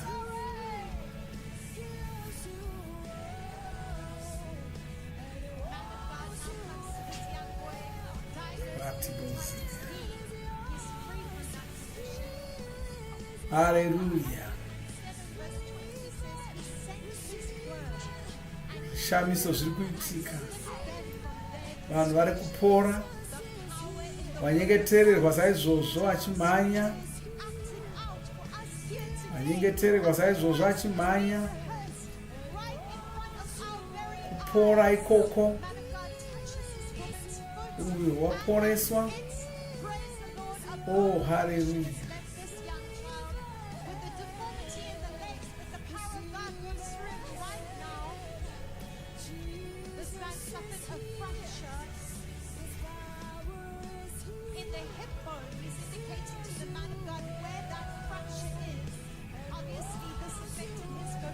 Mapepa ayo ndo pane pakanyorwa zvirwere zvavanenge vachinzwa.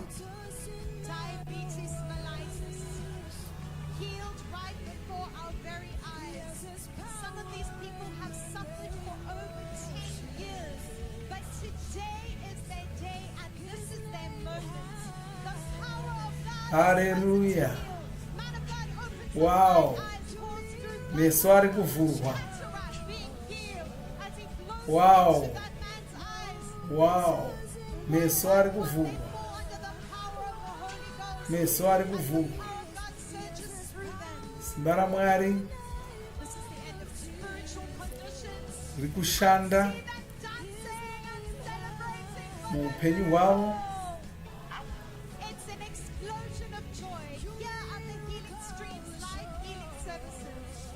Hallelujah.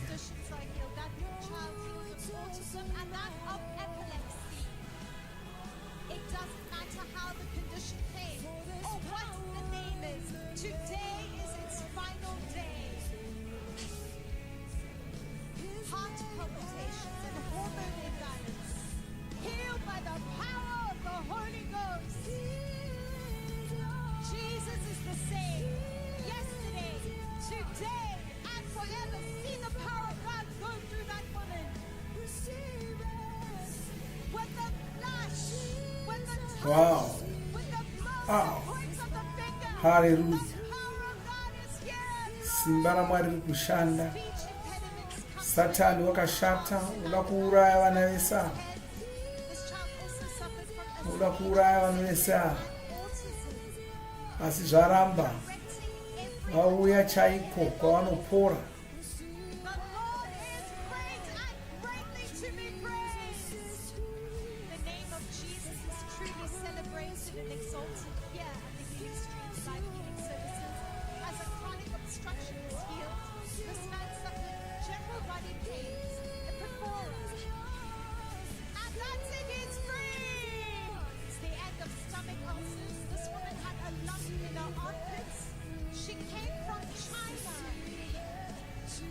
Wow.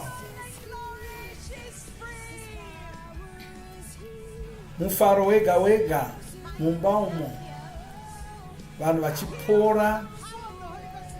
Mufaro wega wega mwana we watopora.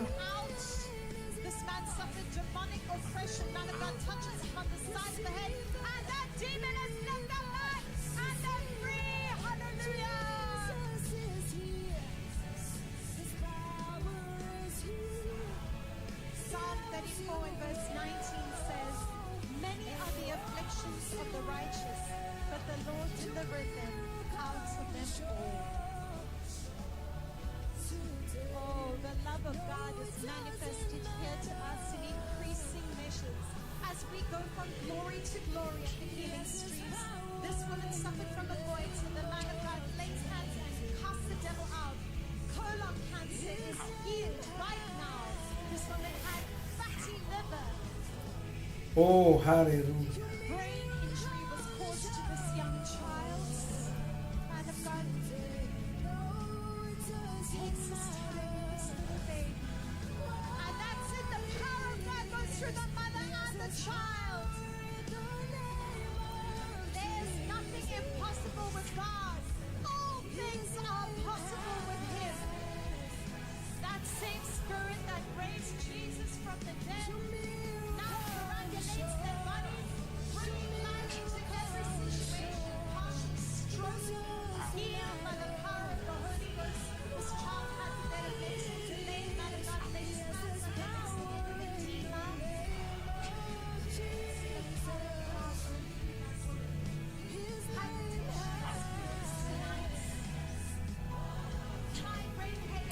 Hallelujah.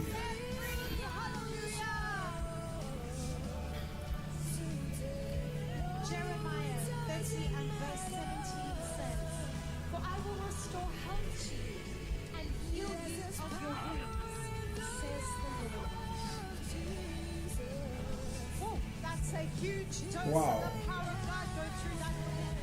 This woman came with spondylosis. Wow. Hallelujah. And removes the walking aid. And they're healed. Zvishamiso zviri kuitika zvichibikwa, vana vari kupora, vakuru vari kupora. Directing the power of God exactly where it needs to go by the divine providence of the Spirit. The man of God moves with compassion, love, grace, and speed as each and every person here today is healed. Demonic oppression, recurrent infection healed today. This woman looks deeply into the eyes of the man of God, and the man of God blows into her eyes. Partial paralysis, and that's it. The man of God casts the devil out. And they're free. Hallelujah.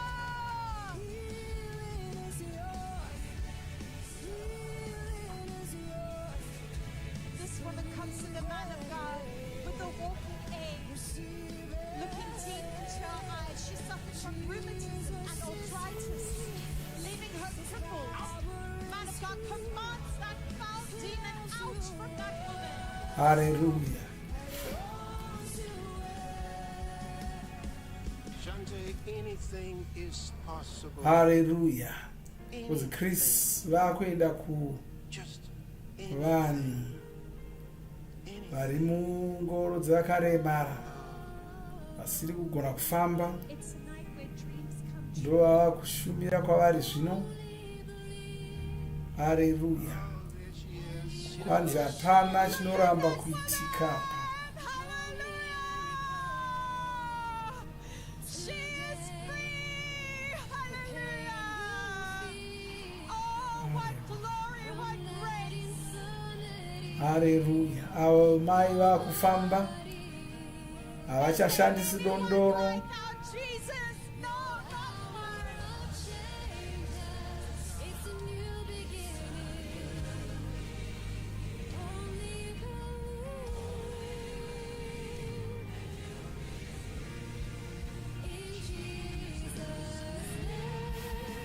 Oh, hallelujah. Considering those on the wheelchair.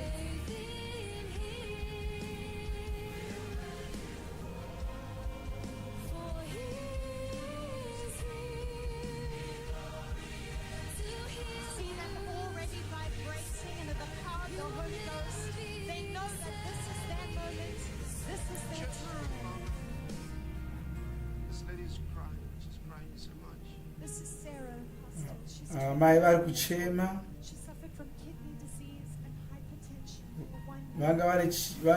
vane gore vane chirwere cheitsvo, vana makore 20 dzikristu vari kushumira kwavari mai acho. Makumbo aya anotonyatsotaridza kuti vari kurwara chose.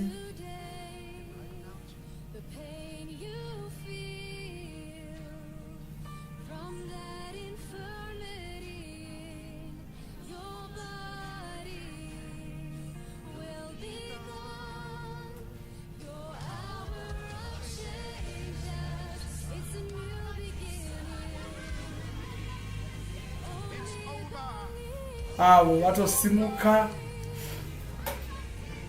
kwanzi zvapera, chirwere cheitsvo chatopera. Hallelujah. Wow. This is David. David is 61 years old. He suffered from diabetes Oh, hallelujah. for 15 years. Wow.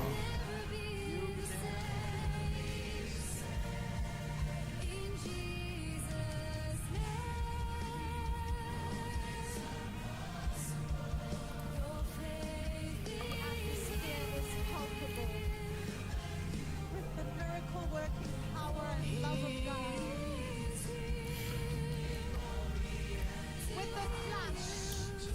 Hallelujah. Chris vachiri kushumira kuvanhu ava akuvaudza kuti hamusi kuzoramba makaita zvamamuchiita, onai kuhuta kuita vamwe vacho. Isimba raMwari iroro.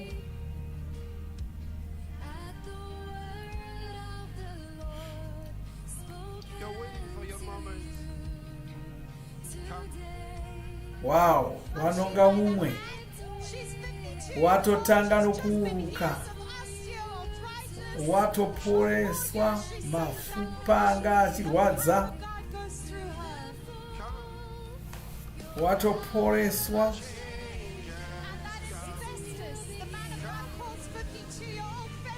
Wow, vakutanga kutofamba zviri kutonaka. Uyo watosimuka. Simba raMwari riri kushanda zvinoonekwapo. Avo vose vatopera, mwana mumwe achisimuka. Wow, haleluya, haleluya. Vari ngoita zvokuvati wechisimuka, wechisimuka. Havo vari kumhanya. Oh, hallelujah.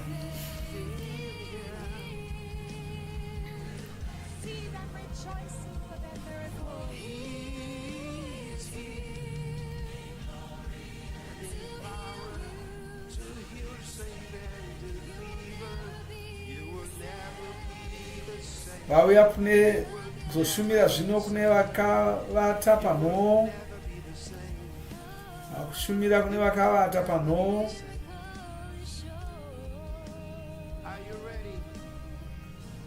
Vakuvabvunza kuti vagadzirira kupora here.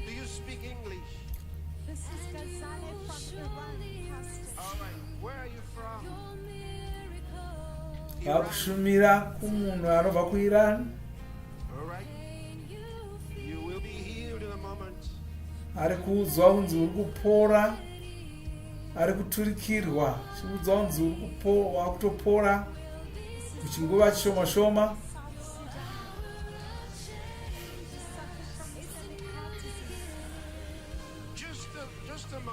Just a moment. You're from... I need to hear you. Can someone give him a... From South Sudan. We want to go to South Sudan. Wonderful. Wonderful. Where are you from? You're from... You want to go to Iran. Where are you from?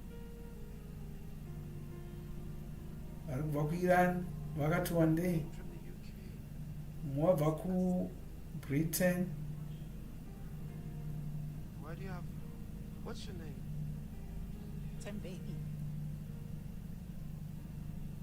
This woman suffered from diabetes. Why do you have Western Sahara on your car?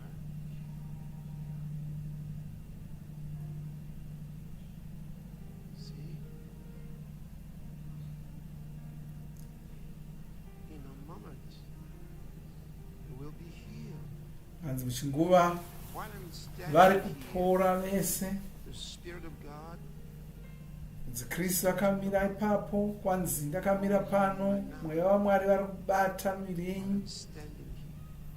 Saka miviri yavo iri kutobatwa izvozvi kuti Kristu vakamira ipapo, kwai zvese zviri kugadziriswa.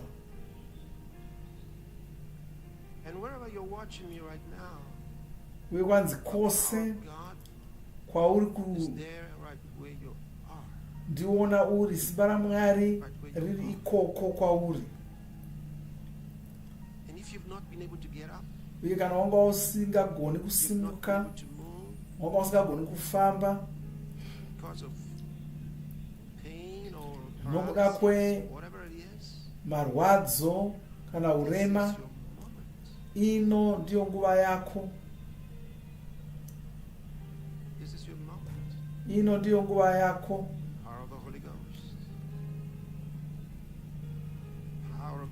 Simba raMweya Mutsvene, simba ramweya mutsvene. Precious Lord Jesus, thank you. She Jesu, The power of the Holy Ghost. ndokutendai simba ramweya mutsvene. Whatever you are right now, get Kwai ready. kwose kwauri kozvino chigadzirira. 1, 2, 3, Haleluya. 4, Vose vakuverengwa 6, 7, chinomwe esere 9. pfumbamwe In the name of muzita raJesu. Jesus Christ. 10. Nowechigumi chisimukai mubvume kuti mapora havo vasimuka, havo vasimuka. Wow! Kwai kwose kwauriko zvino, kwauri kwose bvuma kuti wapora chisimuka, ufambe. Chisimuka wapora, chisimuka wapora, chisimuka wapora. Kwose kwauri simuka wapora, simuka wapora. Haleluya. Mufaro wega wega. Kwai chisimuka wapora, simuka wapora, simuka wapora. Haleluya. Haleluya. Simba ramweya mutsvene. Haleluya. Haleluya. Haleluya. Wow.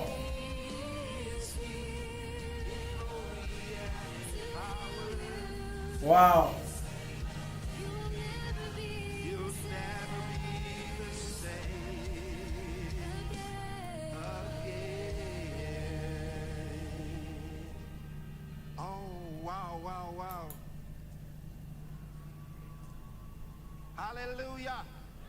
Mufudzi Chris vakwenda noshumira kuvanhu vari panhare. Kune zita rimwe chete rine masimba ose.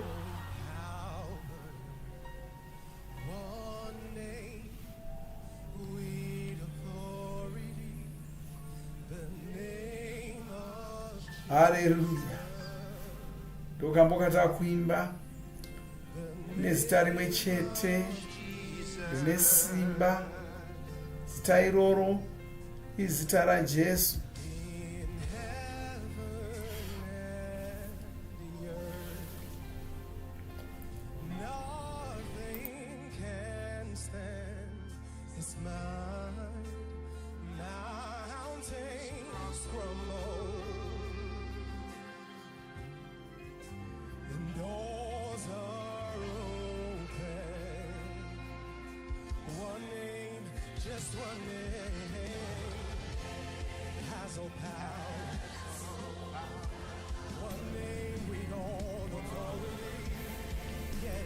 Zita raJesu ndo zita rega remasimba ose, ndo zita roga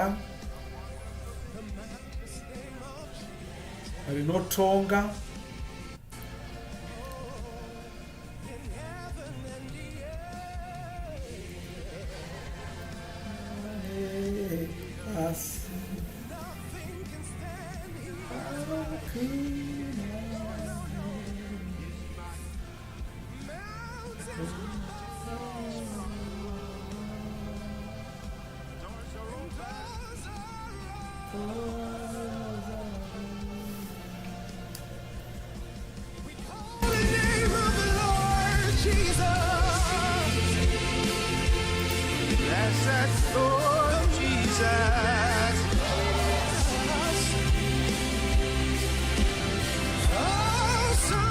Jesu vanoshamisa nezvikudya pakungoone zita rimwe chete namasimba ose.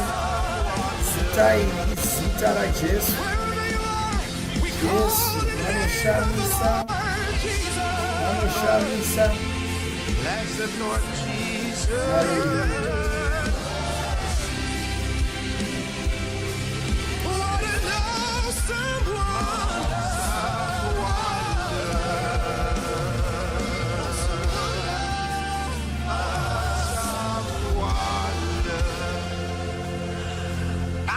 I'm going to get some of our Chinese brethren here to come sing it in Mandarin. Come sing it in Gai tiimbirwe kabwe kachimbwa nomutauro wekuchina.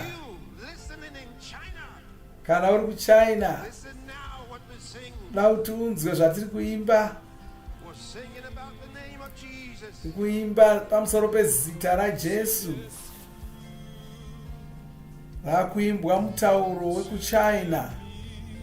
有一切能力证明，有一切权柄， Kuimba kabwe kako 耶稣的名， mutauro wekuchina. 是耶稣的名，在天上和地上。 他大能无比的众山崩塌，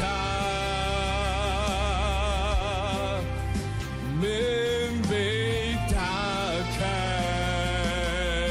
证明有一切，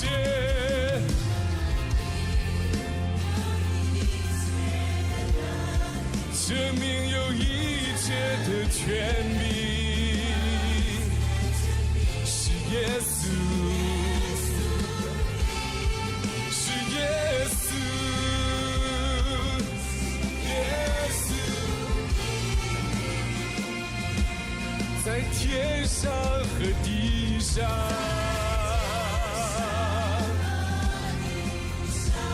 他的大能，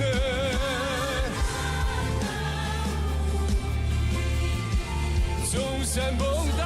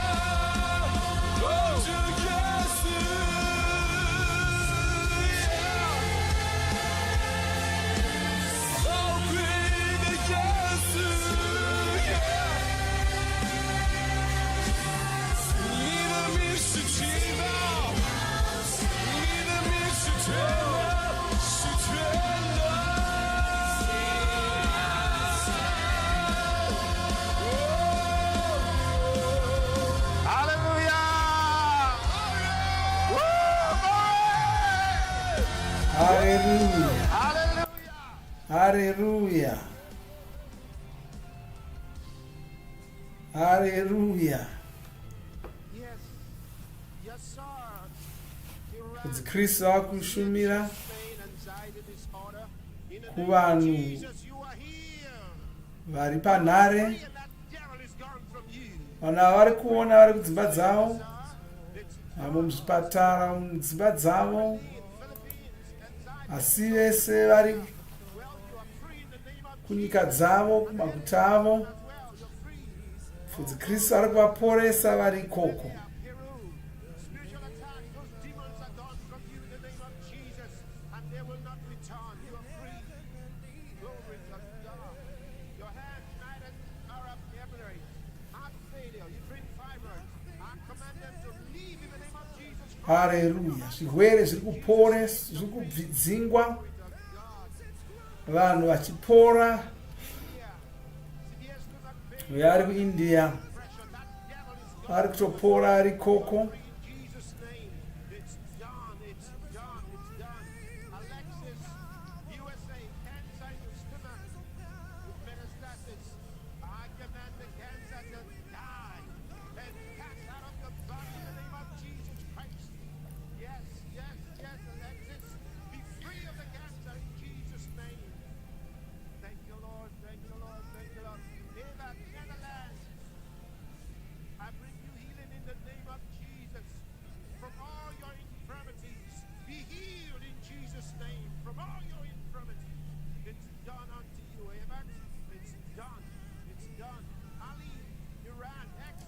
uyo uri kuIran watoporeswa. Haleluya. Uyo ari kuSouth Africa ari kupora ari koko.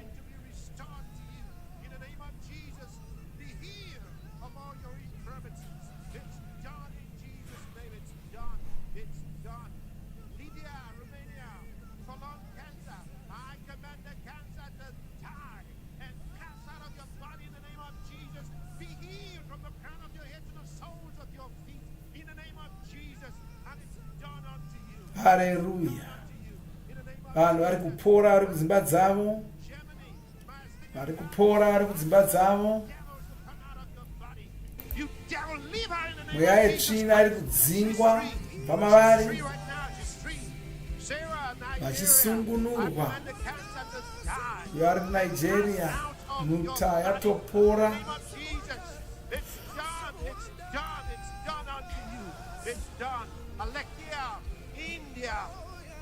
Be healed in Jesus' name. Be healed. Your body is restored completely in the name of Jesus. Glory to God. Pralay and Elizabeth, autism and lip herpes, I bring you healing in the name of Jesus. Be perfected by the Holy Ghost in the name of Jesus. Yes, healed. You're healed in Jesus' name. Chukuka, UK. In the name of Jesus, I bring healing to this child. Ari kuporeswa ari koko UK. Simba la Mwari harina kwa riri kukonwa kusvika. Riri kusvika kose kose. Tulela, United Kingdom, spiritual attacks, those demons are gone from you. You are free in the name of Jesus. Thank you, Lord. Thank you, Lord. Leanne, South Africa, breast cancer. I command the cancer to die. And you be healed of the varicose veins in Jesus' name. And the weak eyesight also be healed in Jesus' name. You're healed. You are healed. Vari kupora vari kunyika dzavo. Vari kuMorocco. Ari kupora ari koko. Saka vanhu vari kuporeswa. Vari kunyika dzakasiyana siyana. Kureva kuti shoko roponeso iri riri kusvika kunyika dzose. Shoko roponeso iri riri kusvika kunyika dzose. Be healed in Jesus' name. Be healed. Hallelujah. Be healed. Femi's sleeping, but she's healed. She's healed. Sander, Australia. The man that can Australia. In life. Well, you are free of those demons in the name of Jesus. You're free in Jesus' name. Hazvisati zvakamboitika kuti vanhu vanopora vari kudzika dzavo kudai, vanopora vari kwavari, vanopora vari kudzimba dzavo, vari mumotikari, vari kumabasa. Hazvisati zvakamboitika izvozvo, asi ko zvino vanhu vava kutongopora ari kwavari. Hakuna chimwe chinhu panyika pano chaunogona kungowana wakagara kumba kwako saizvozvo. Hapana, hapana zvachose. Haleluya, haleluya. Notenda Mwari nokuda kwechinhu chikuru chiri kuitika ichochi. Tinotenda Mwari nokuda kwechinhu chikuru ichochi. Haleluya. Sakita Morega. Sakita Morega. Sakita Morega. Hallelujah. Well, I bring you healing from all your infirmities. You are healed in Jesus' name. It's done. Hallelujah. It's done. Glory to God. Bakasata. U.S. Virgin Islands, infertility. You are healed in Jesus' name. You are Hallelujah. healed. You are healed.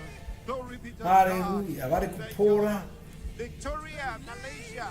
We are in Malaysia. The devil is gone. Sinus infection, uterine fibroids, spinal pain. You are healed of all your infirmities. The power of the Holy Ghost. That devil will never trouble you again. You're free. Glory be to God. Falashade, USA. Autoimmune disease, schizophrenia. America, that devil leaves you now in the name of Jesus. and leaves your home, you're free. Glory be to God. Clonate, Canada, I command the asthma to leave. That devil leaves and all the infirmities he brought. You are free in the name of Jesus. Glory to God. Thank you, Lord. Thank you, Lord. Hallelujah. Thank you, Lord. Gabriel, Mufaro USA, Mzimba, taura kwatikuita mufaro well, I bring you healing in the mudzimba. name of Jesus. Vanhu vari kuporeswa vari mudzimba dzavo, It's done. It's vari done. kupora vari mudzimba Done. dzavo. In Jesus' name, it's done. Oh, glory to God. Memory, United Kingdom, you are healed of the hypertension. You are healed. Completely healed. And the fears depart from you now in Jesus' name. That devil of fear leaves you in Jesus' name. Eunice, United Kingdom, that devil leaves you now and you're free in Jesus' name. You're free. Glory to God. Glory to God. Saraj, Fiji Island, I command that devil of Vari epilepsy. kuFiji, In the name of Jesus, get out of there. It's done. in vari Jesus' kupora. name. It's done. Hallelujah. Yashuan, Oh, China, China zvekare, zvinhu zviri kuitika kuchina, zvinhu zvikuru zviri kuitika kuchina, put your hand on her head. minana iri kuitika muchina. Kuna vanofunga vakachifunga kuti shoko roponeso harisi kusvika Put your hand kuchina, on her head. rasenera rapinda. They're not hearing. Hallelujah. Delay. Okay, hold on. Deacon Stephen, come. Come quick. Come speak Chinese, Mandarin to this. Tell her to put a hand on the head of the Vari kuchina kuda chirungu havachisi kuchinzwa. Regai vataurirwe nokuchina. 姐妹听得到吗？ vanenge vari 把 kuteerera. 你的手放在你女儿的头上。对，把你的手放在她的头上，姐妹。 vari kuedza kuda kunzwa. 允许，请你把你的手放在你女儿的头上，可以听得到吗？ It's your name. It's the 9 hours in front, something like that. Yes, Pastor. Oh dear. She's still Says yawning. our She's feeling sleepy. 姐妹，把你的听得到吗？把你的手放在 Wow. 你女儿的头上，放在她的头上。 More yawning. Okay. All right. Thank you very much. Lord, thank you. I give them the healing in Jesus' name. Power of the Wow. Holy Ghost. Power of the Holy Ghost. Vaporeswa Glory be to zvakadero. God. Well, Bonani, India, hereditary Vari disease. kuIndia. No more. Oh, she just did it. She just did it. It's done. Glory be to God. It's done. All right. Hallelujah. Bonani, you're only to inherit. Bonani, you're only to inherit from Jesus Christ. All right? So now you've inherited all the beautiful things from Jesus Christ, and you are free in the name of Jesus. Hallelujah. You're free. Uyu ari No more kuIndia inherited watopora. disease. Thank you, Lord. Pachina Fatima, Morocco. zvirwere. Stroke, right side paralysis. Vari kuMorocco. I bring you healing in the name of Mapora ari Jesus. koko. From the crown of your head to the soles of your feet, I bring you healing. Healing through your spine, your whole body in the name of Jesus. And it's done unto you. It's done unto you. Yes, it's done. Glory be to God. Susan, United Kingdom, kidney disease. I bring you healing. That devil leaves you now in the name of Jesus, and you are healed. You're free. It's done. It's done. James, Canada, hypertension is gone. We are to Canada. It's gone in Jesus' name. Oh, glory to God. Glory to God. Hallelujah. Hallelujah. Already, Thailand, brain tumor. We are And epilepsy, Thailand. I command the tumor to die and pass out of you. And that devil of epilepsy leaves you in the name of Jesus, and you are healed. Oh, glory, glory, glory, glory, glory. Hallelujah. Awesome wonder. Samantha, South Africa. We are South Africa. And unable to speak. In the name of Jesus, thou Wanza devil of kutaura. darkness, you come out of Samantha's body. Wapora. Come out of her in Jesus' name. And she's free. And the brain clots are gone. She's free completely. Peter, CJ, India. It's time for your healing. It's time for your healing. From all your troubles, from all your infirmities, I bring you healing in the name of Jesus. From the crown of your head to the soles of your feet, you are healed. Glory be to God. It's done. It's done. Hallelujah. Emmanuel, Senegal, you drink fibroids. I command the fibroids to die and pass out of your body. And you are healed in Jesus' name. You are healed. They're gone from you. Glory be to God. Horn, South Africa, demonic attacks.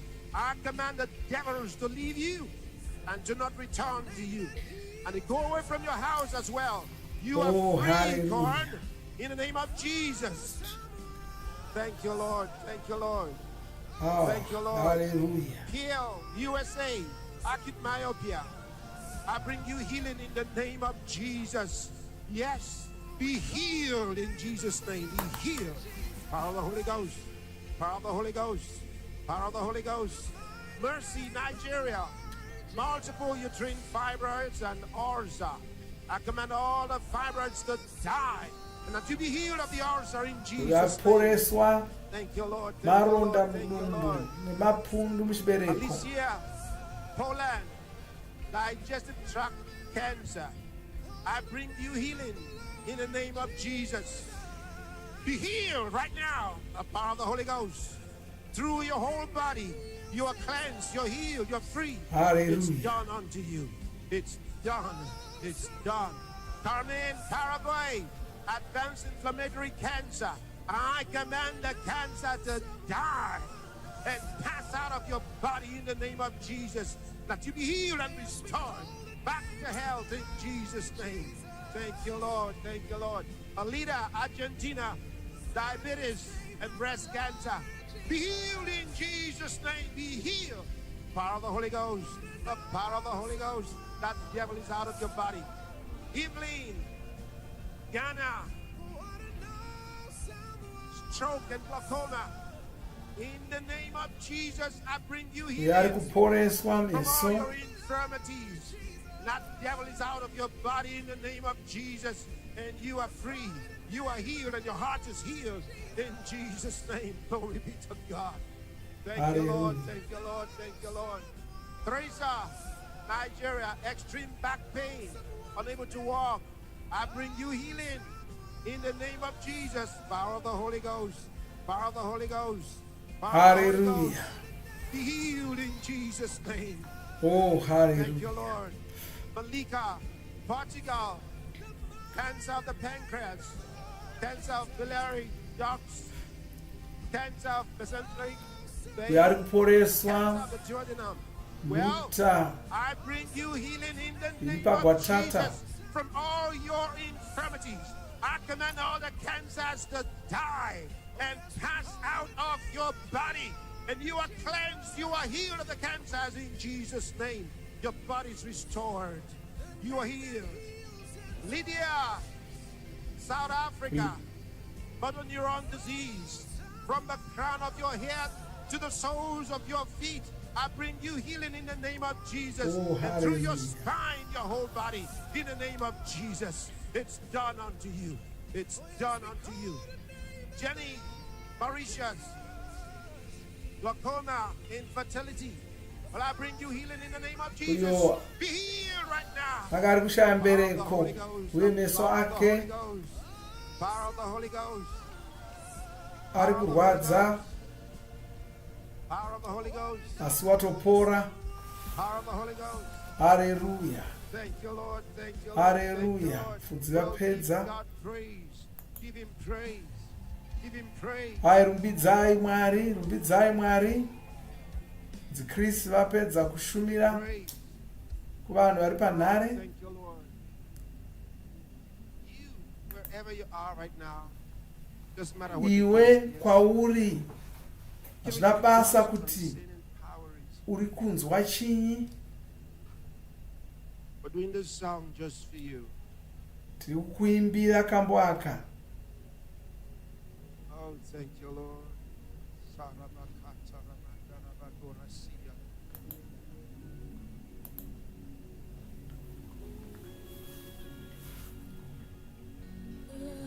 Transcendent power is here. Pai, simba raMwari rinokurira zvose riri pano.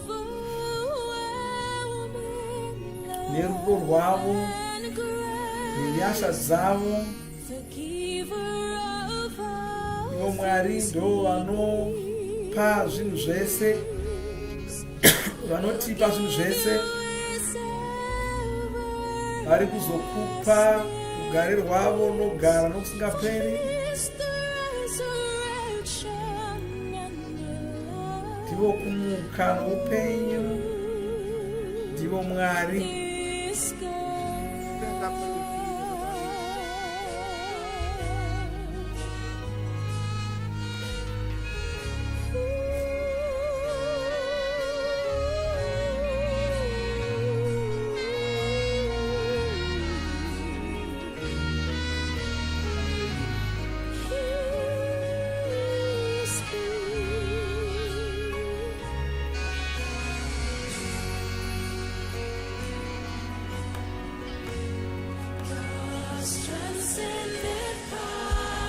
Simba raMwari rinokurira zvose riri pano.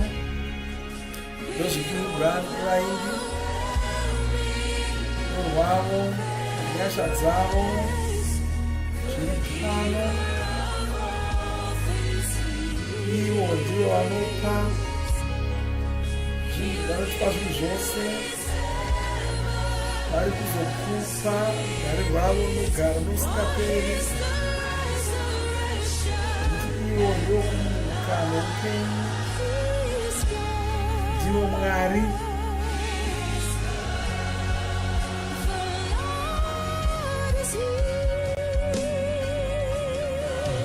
Ishe vari pano nesimba ravo Mwari. Vari pano vakuporese.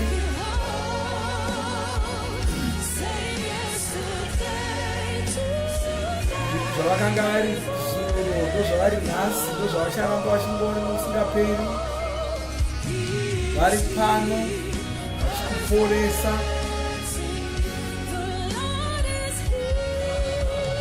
Ishe vari pano nesimba ravo Mwari. Vari pano vakuporese.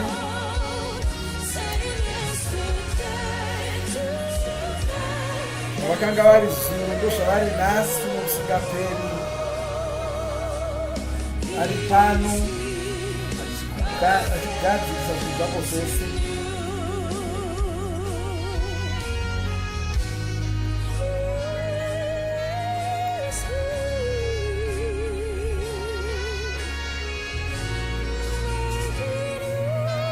Hallelujah.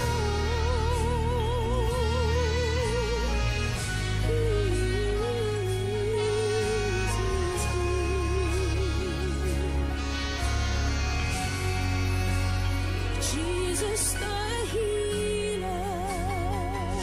Jesu ndiwo muporesi. Jesu muporesi vari pano. Vane simba zhinji. Vane simba guru. Mwiri wako iwoyu ushaya simba. Vari kuzovandudza. Vachikuita kuti uve munhu mutsva. Mwiri wako wose mutsva.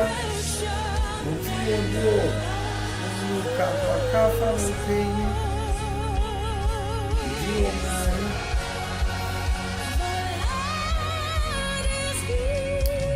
Ishe vari pano nesimba ravo vaMwari vari pano kuvagadzise kuzvako. Vakanga vari kare ndozvavari nhasi, ndozvavacharamba vari kusingaperi, vari kugadzisira zvinhu zvako.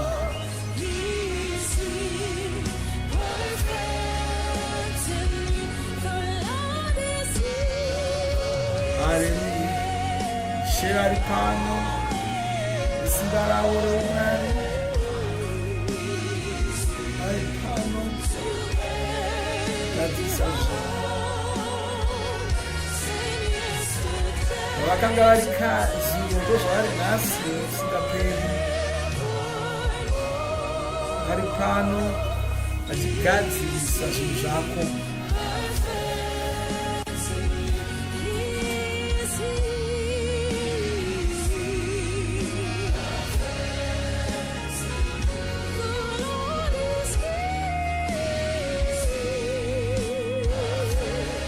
Vari pano vachigadzirisa zvinhu zvako. Vari pano vachigadzirisa zvinhu zvako.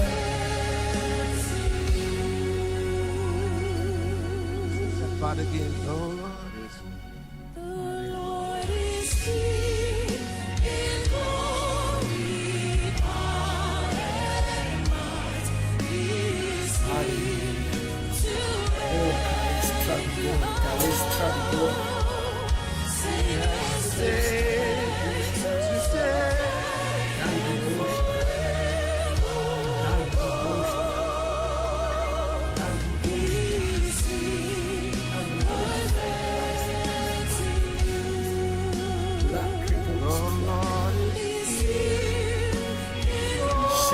vari pano nesimba ravo reMwari, simba ravo revaMwari.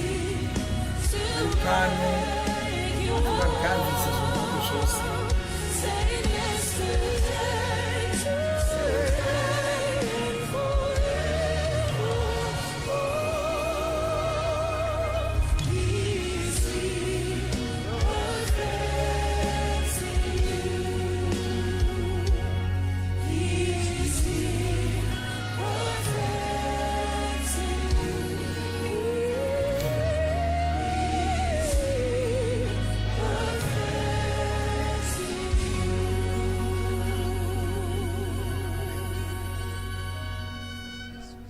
song just for you.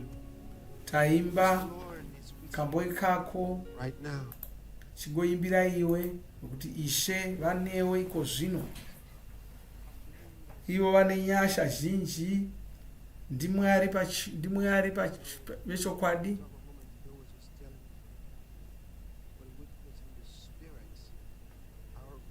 Zitomu vanga vachindudza zvavaona mumweya, simba raMwari richipararira nenyika dzose, vakawanda vachiporeswa.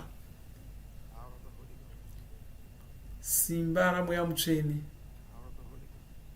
simba raMweya Mutsvene.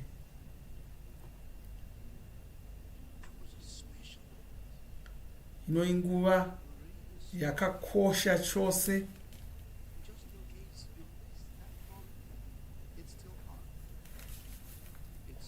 Ruda wanga wadarikwa nenguva iyo asi ichikuitika.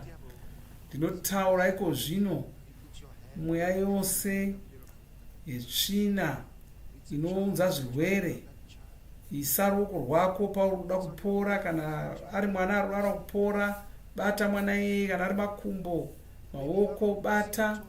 Kuda une chigumwe chakadambuka patsoka, bata patsoka yako iyoyo.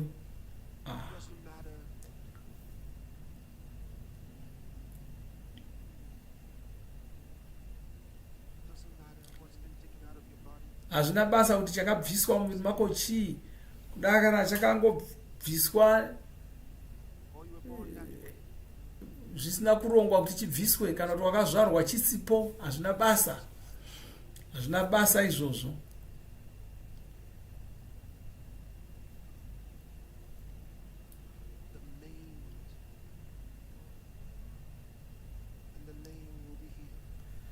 Zvirema nevakagurwa mitezo vari kupora iko zvino. Izvozvi uri kuporeswa uchidzorerwa mitezo yako iko zvino. Mitezo yako iri kudzoka yose. Kuda wanga usina ziso, kana kuti nzeve dzako dzanga dziri kushanda zvakanaka dzine zvimwe zvisipo, hazvina basa izvozvo. Simba ramweya mutsvene, simba ramweya mutsvene.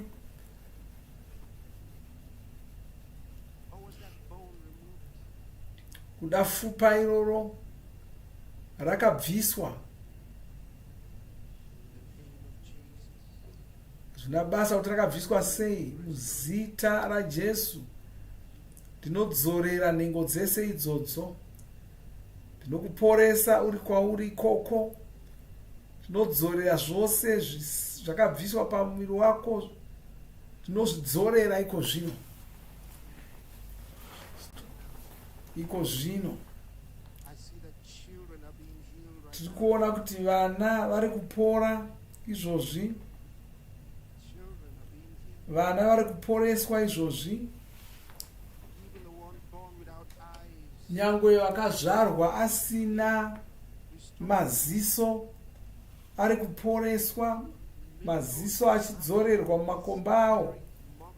Minana iri kuitika iko zvino, kutaura kudai izvozvi.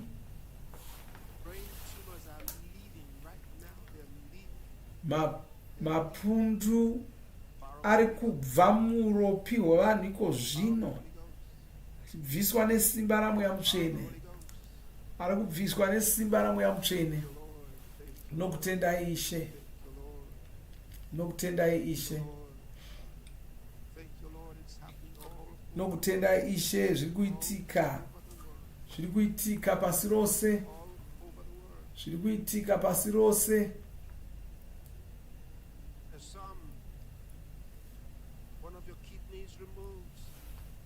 Pane vamwe dai imwe yeitsvo dzako yakabviswa, asi itsvoyo iri kudzorerwa. Saka wava netsvo dzose dziri mbiri. Mapapu ako agadziriswa, zvose zvagadziriswa nesimba ramweya mutsvene. Nguva yeminana ino, inguva yeminana ino. Simba raMwari riri kufamba nenyika dzose izvozvi. Zviri kuitika kwose kwose, zviri kuitika kwose kwose.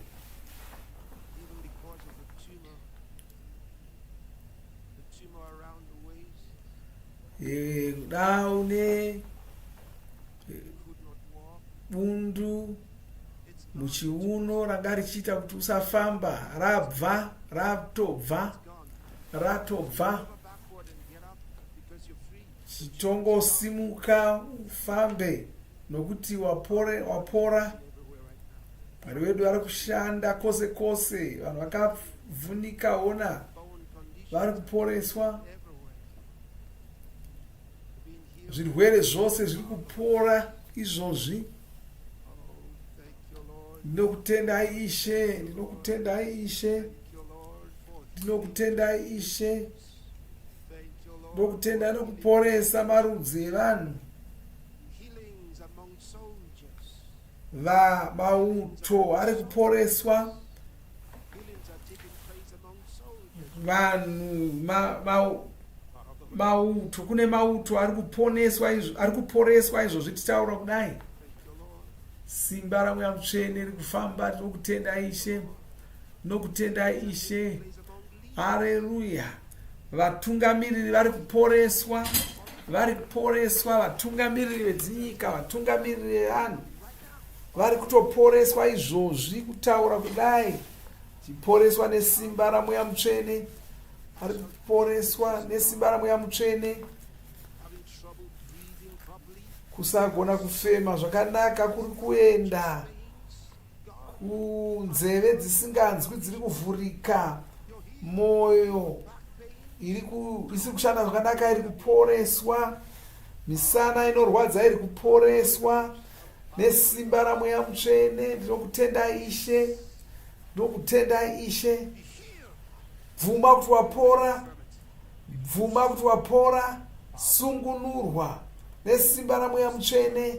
Wapora, wapora, wapora, wapora, wapora, wapora, waporeswa nesimba ramweya mutsvene. Wapora, waporeswa, watopora, watopora, watopora. Haleluya, watopora. Haleluya, oh haleluya, oh haleluya, haleluya, haleluya, haleluya. Oh palagasa droka masepeta kalas drege mekora. Haleluya, haleluya. Zvinoshamisa, zvinoshamisa izvi, zvinoshamisa izvi zviri kuitika pano. Mwari vedu vakuru zvakadini, vanoshamisa. NdiMwari chaiwo. Simudza maoko ako vatende. Ndokutenda Ishe, ndokutenda Ishe. Muri Mwari vanoshamisa, vakuru, vasina wavangaenzaniswa naye. Oh haleluya, oh kalaziga ndikose. Upenyu hwavamwari uhu, oh makile stroka bale gronza la trebegaria dglostraka bikote bale straka brogande makisopidaria. Titumire uchapu hwako, titumire ukero dzatakupa, kana kuti tumira kumunhu akupinza, akubatsira kupinda pavhusere irori.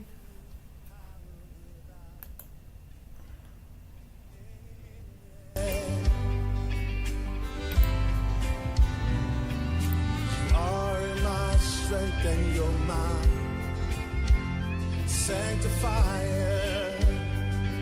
Oh, with every spiritual gift you have blessed me, oh Lord, through your Spirit I can do all things. Oh yes, I can.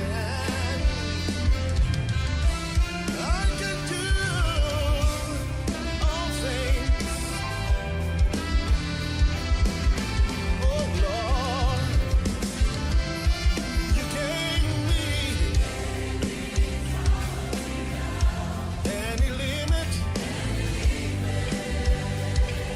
You are my strength and my sanctifier. With every spiritual gift you have blessed me, oh Lord, through your Spirit I can do, and I'm greatly enough.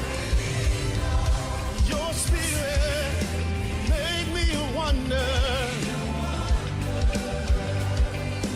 My wisdom and peace, the solid foundation.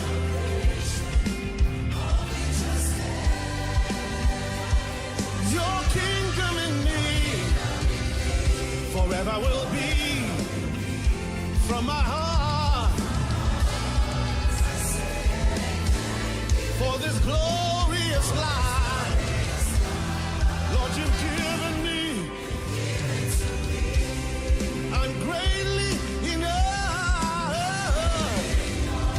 Your Spirit made me a wonder. My wisdom and peace, the solid foundation on which I stand. Hey, your kingdom in me forever will be from my heart.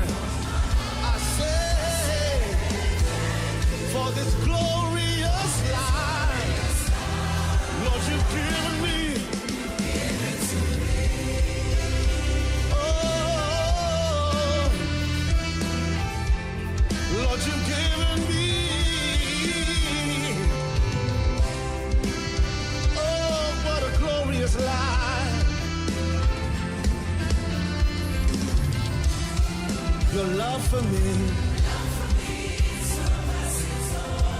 Human knowledge. Abundantly you have given me. Your grace. You're working in me to do of your good pleasure. Oh Lord, you have made me your glory, and I'm greatly endowed. Your spirit made me a wonder. My wisdom and peace, the solid foundation on which I stand. Your kingdom in me forever will be. From my heart I say, on a glorious life, Lord, you've given me. I thank you, Lord, eternal life. You gave me a glorious life, a righteous life of peace and joy. You gave me a beautiful life. I thank you, Lord. Oh, you gave me a righteous life of peace and joy that you gave to me. Oh, thank you, Lord. Eternal life you gave to me. Yes, you did. What a righteous life of peace and joy, Lord, you gave to me. Yes, you did. I thank you, Lord. Eternal life you gave to me. Yes, you did. Oh, what a righteous life. What a beautiful life, Lord, you gave to me.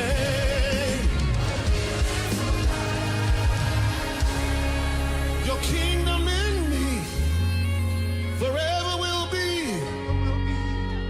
From my heart I say thank you for this glorious life you give it to me. Oh, hallelujah, hallelujah. It's so important that you understand what Jesus came to do. Precious Lord, thank you. How great you are. How great you are. Muri mukuru chose. Muri mukuru chose. How great you. Muri mukuru chose. O balise troma gilia straka bole droma zigi jaki boria. Mase pekele stroka bigale diose gishda. Meko sala trima gara boletro mori gase jaribande. Traki baronde gazilia traki baronde.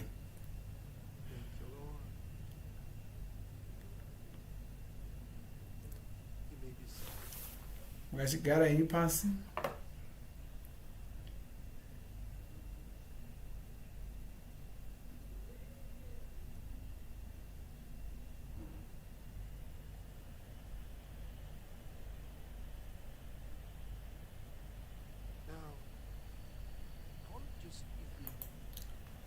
Toda kupai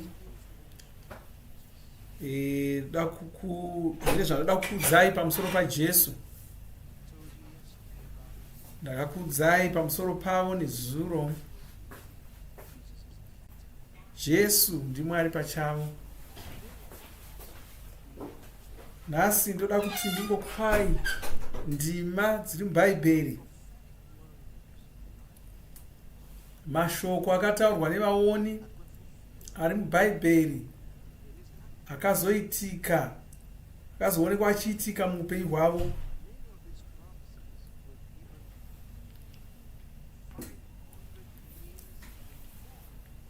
uye ndoda kuti murangarire kuti zvimwe zvakataurwa navaoni izvi zvakataurwa makore 500 Jesu asati vazvarwa.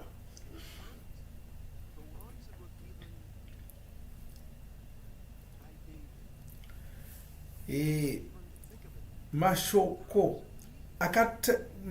kana atori mashoko akataurwa naDhavhidhi akataurwa chiuru chemakore Jesu vasati vazvarwa, chiuru chemakore Jesu vasati vazvarwa. Zvakanga zvataurwa naDhavhidhi izvozvo hazvina kuonekwa zvichiitika muupenyu hwomumwe munhu, zvakazongoonekwa zvichiitika muna Jesu chete. Hazvigoni kuti munhu mumwe chete zvinhu zvakataurwa mazana emakore zvionekwe zvichiitika mumunhu mumwe chete zvose. Dai zvainzi zvakaonekwa zvichiitika muvanhu vaviri kana vatatu, ngati ndo zvazvaita, asi kana kuti dai kwaizongonzi zvitatu kana zviviri ndo zvega zvaonekwa zvichiitika muupenyu hwaJesu, asi zvose zvakaitika muupenyu hwaJesu. Ngandikuverengerei zvimwe zvakaitika.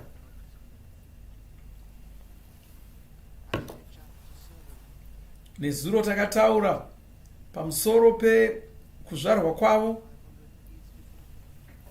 Isaya 9 kwai nokudaro Ishe pachavo vachakupai chiratidzo. Tarirai, mhandara ichabata pamuviri igozvara mwana komana, vagomutumidza zita rokuti Emanueri. Izvi mashoko aya akataurwa mazana emakore Jesu asati vazvarwa.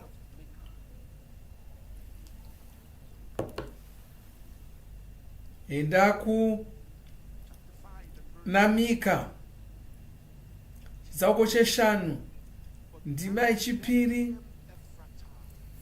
Kwasi iwe Bheterehema Efrata, kunyangwe uri muduku pakati pamarudzi aJudha, kwauri kuchandibudira mumwe achava mutongi pamusoro paIsraeri. Mavambo ake ndeekare kare, kubva pamazuva ekare kare. Kwanzi wakagara aripo uye achabva kuBheterehema. Jesu vakazvarwepi? Vakazvarwa kuBheterehema.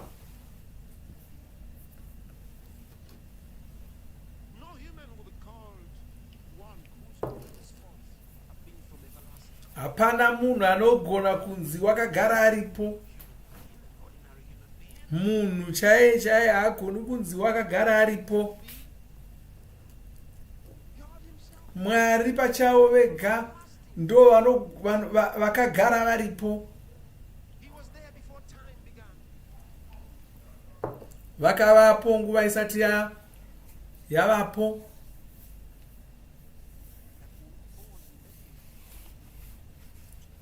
Kwanzi vanga vari kuzozvarwa muBheterehema. Zvinoshamisa.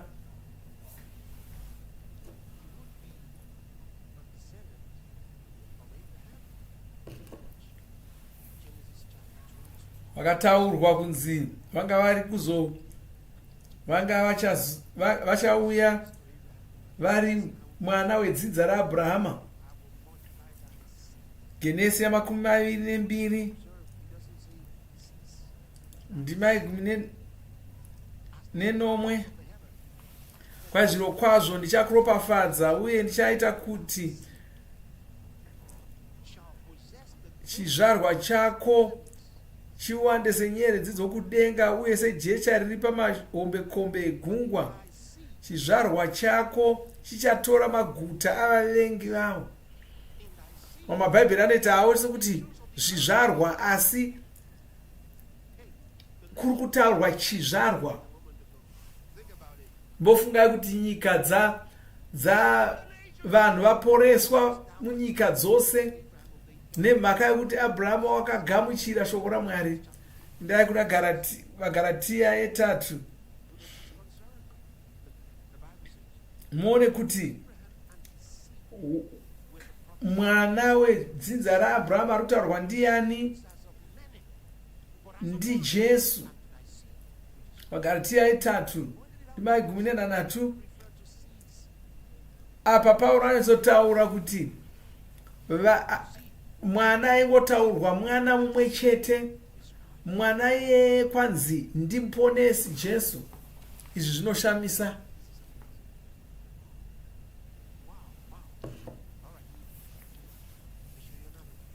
Ngakutaridzei zvimwezve zvakataurwa kunzi achabuda mudzinza raDhavhidhi. Jeremiya 23:5. Tarirai, mazuva ari kuuya, Ishe vanotaura kudaro,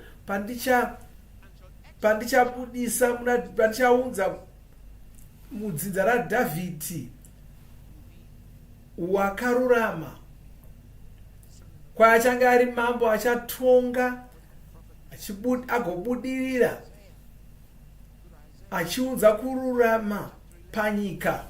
Inda kuna Isaya 11:okutanga. Kwai muhunde yaJese, vana vababa vaDhavhidhi, kwai muhunde yaJese muchabuda davi, kwai muchabuda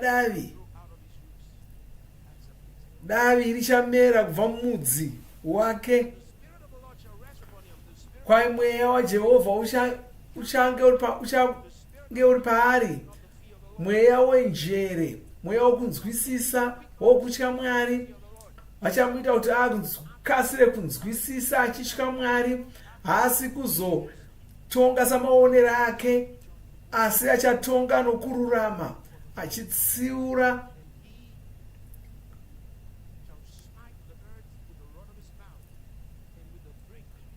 nokurova nyika achishandisa shamu yomuromo wake. Saka achauya kuzotonga nyika. Ndichakuudzai pamusoro pokutonga nyika mangwana. Tarai ndima inoteera. Kururama ndo kwachasunga muchiuno chake, kutendeka ndo kwachasunga pachifuva chake.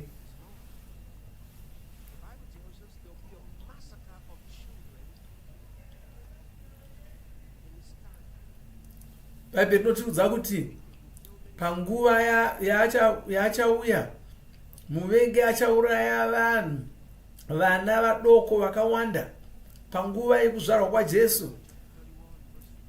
Jeremiya 31:1. Ndima 15. Zvanzi naJehovha, inzwi rakanzwikwa muRama, nokuungudza nokuchema kukuru, Rakeri achichema vana vake, uye achiramba kunyaradzwa nokuti vana vake havachipo. Tione kuti Matiyo yechipiri ndima 10:2.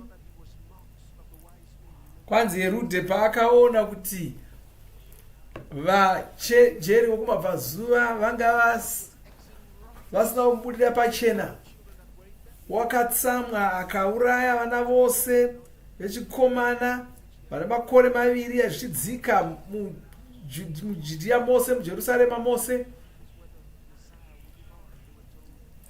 Kuti wakaudzwa kuti, wakavhunza akati, Jesu ari kuzvarirwepi? Zvikanzi Bheterehema. Saka inobva uraya vana munzvimbo iyo yese. Kwaizvo zvakaitika sokutaurwa kwazvakaitwa navaoni. Hosea 11 ndima yekutanga. KwaIsraeri paakanga ari mudoko, ndakadana mwanakomana wangu kubva kuIgipita. Wakapinda sei kuIgipita? Matiyo yechipiri ndima 13. Kwai pavakabvapo, ngirozi yaJehovha yakauya yakashanyira Josefa muhope, kanzi simuka, tora mwana namai vake utizire Igipita nokuti Herudhe achatsvaka kuda kuuraya mwana uyu. Paakamuka wakatora mwana namai vacho usiku ndokuenda kuIgipita. Akagara ari ikoko kusvikira Herudhe afa. Izvi zvakaitika sokutaurwa zvakaitwa navaoni vakati, mwana wangu ndichamutora kubva muIgipita. Haleluya.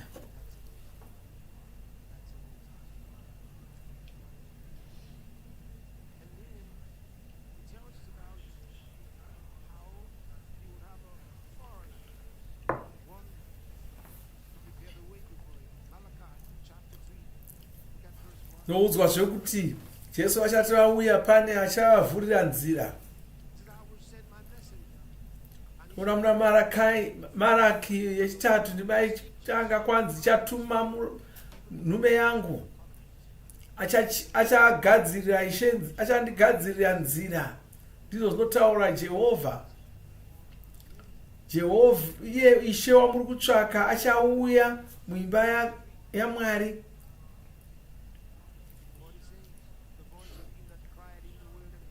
Isaya otaura achiti, nzwai inzwi rinochema murenje chidanidzira, gadzirirai Jehovha nzira yekufamba nayo. Mipata yose ichasimudzirwa, makomo achiroverwa pasi, zvakakombama zvichiruramiswa, nzvimbo dzisina kumira zvakanaka dzichitwasanudzwa. Simba raMwari richaonekwa, nyama yose ichariona, nokuti muromo waJehovha ndo wazvitaura. Rirai Matiyo 3:3. Kwai taurwa pamusoro paJohani munyiki, kwanzi ndiye waitaurwa achinzi, inzwi riri kuchema murenje chiti gadzirirai Ishe nzira. Saka Johani munyiki ndiye wakauya achiita zvanga zvataurwa navaoni izvozvo. Zvanga zvataurwa zvekare zvikanzi achazonzi chizvarwa cheNazareta.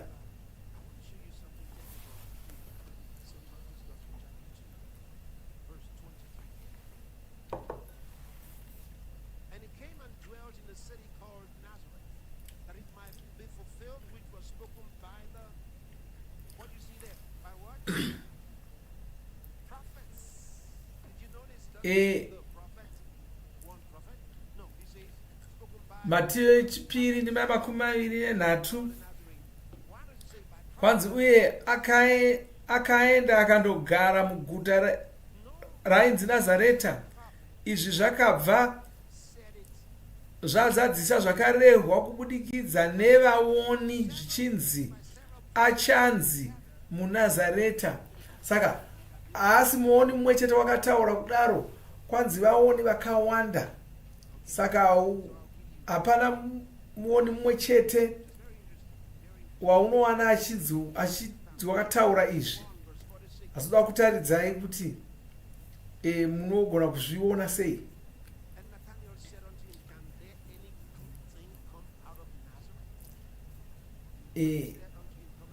Johani yokutanga ndima 4:3. Kwai Natanieri paakanzi naFilipi, uya uone muponesi, zvikanzi kuNazareta kune chinhu chakanaka chikabuda here, ndo zvakataura Natanieri.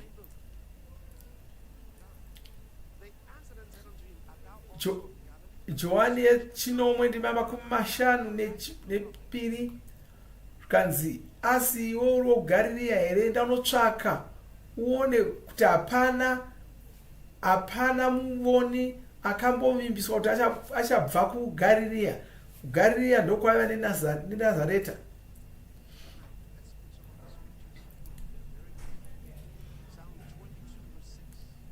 Sregai titarire muna Mapisarema 22:2. Kwai nokuti ndiri honye, handisi munhu, ndinotukwa navanhu. Ivo vakavimba naIshe kuti vamusungunure, ngavachisungururwa tizvioneko kuti vanomufarira. Mapisarema makumi matanhatu nepfumbamwe kwaedzi.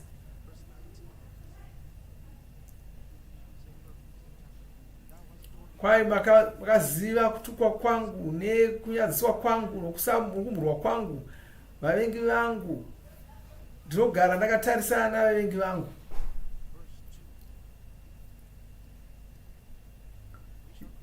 Isaya 53. Pai achakura sebukira nyoro, semudzi uri pavhu rakaoma. Kwai wanga asina chimiro chikanaka. Kwai wakarambwa navanhu, wakamurwa navanhu, munhu wekurwadziwa. Hapana wakamuona seakakosha. Kwanzi pachokwadi wakatakura marwadziwa kwedu, akatakura matenda edu, asi takamutora semunhu akamurwa.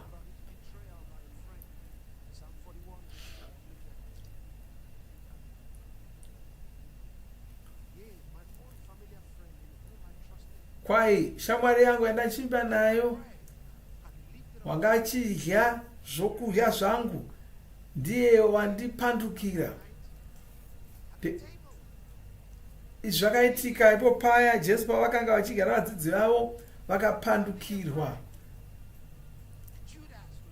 Vakapandukirwa naJudhasi Iskarioti.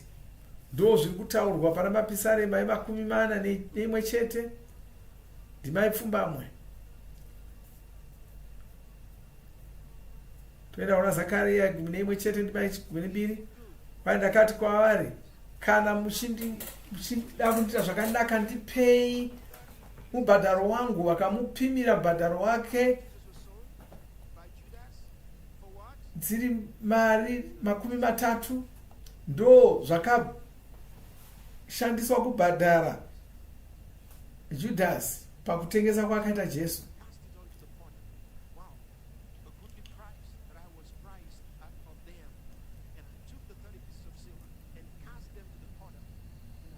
Vakatora mubhadhara uya ndokunoupa kuvanhu vakavari kuimba yaMwari, vaishanda muimba yaMwari. Ndobva roshandiswa, mari yanu vaishandiswa kutenga nzvimbo yemakuva.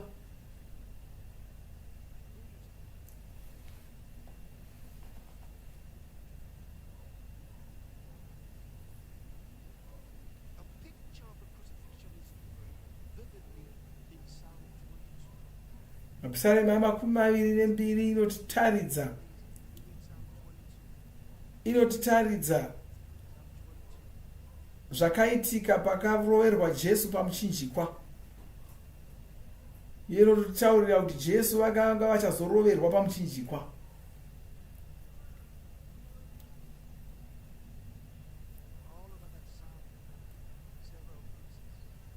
Mapisarema yese iyoyo ndima dzakawanda dzinotaura pamusoro pokuroverwa pamuchinjikwa kwaJesu. Kwai Mwari wangu mandisireiko? Nozviona here? Ndo zvatakaerenga nezuro pavakanga ari pamuchinjikwa. Kanzi sei muri kure musingandibatsiri? Mwari wangu ndinochema masikati asi hamundinzwi, manheru handinyarari kuchema, nokuti imi munoera, iyemi munogara murumbidzo dzaIsraeri. Madzibaba edu vakavimba nemi, vakachema kwamuri, vakaporeswa, vakasungunurwa, vakavimba nemi, vakasanyadziswa. Asi ini ndiri honye, handisi munhu, ndinomurwa navanhu vose.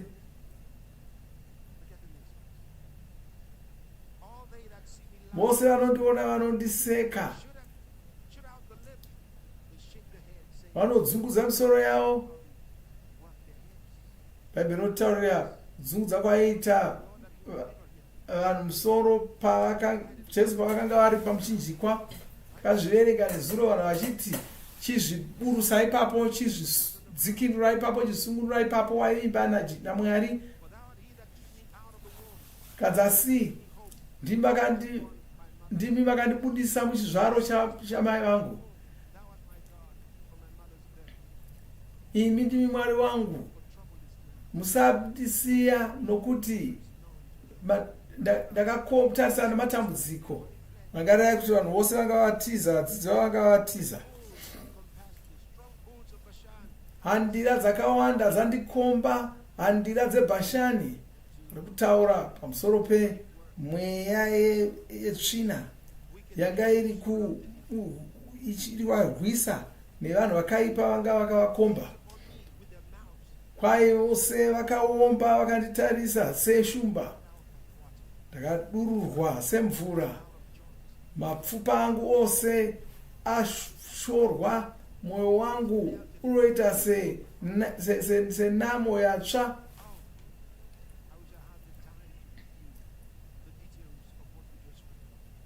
Ndinoshwa ndaikwanisa kuti ndikupei, ndikutsanangurirei zvatiri kuverenga. Ndikutsanangura kurwadza kwaita muchinjikwa, vakarembera vakarembera pamuchinjikwa. Vari pamuchinjikwa ipapo, mafupa aishodoka achibva panzvimbo.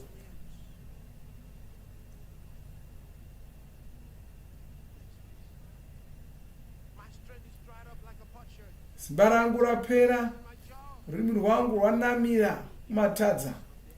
Mandiunza, mandisvitsa parufu, nokuti mbwando dzandikomba. Mazuva iwayo vaRoma ndo vainzi mbwa. Saka ari kutsanangura vaRoma, mbwa dzandikomba, chaunga chavakaipa vandikomba, vabaya maoko angu netsoka dzangu, achitsanangura kuroverwa kwakaitwa pamuchinjikwa. Ndakugona kutoverenga mafupa ari pandiri. Vagovana hanzu dzangu, vakakanda mijenya vachigovana kudaro. Vakagovana hanzu dzangu, vachikanda mijenya vatsvaka kuti uchatora icho ndoupi. Ndo zvakazoitika. Izvi zvakataurwa churu chemakore Jesu vasati vauya.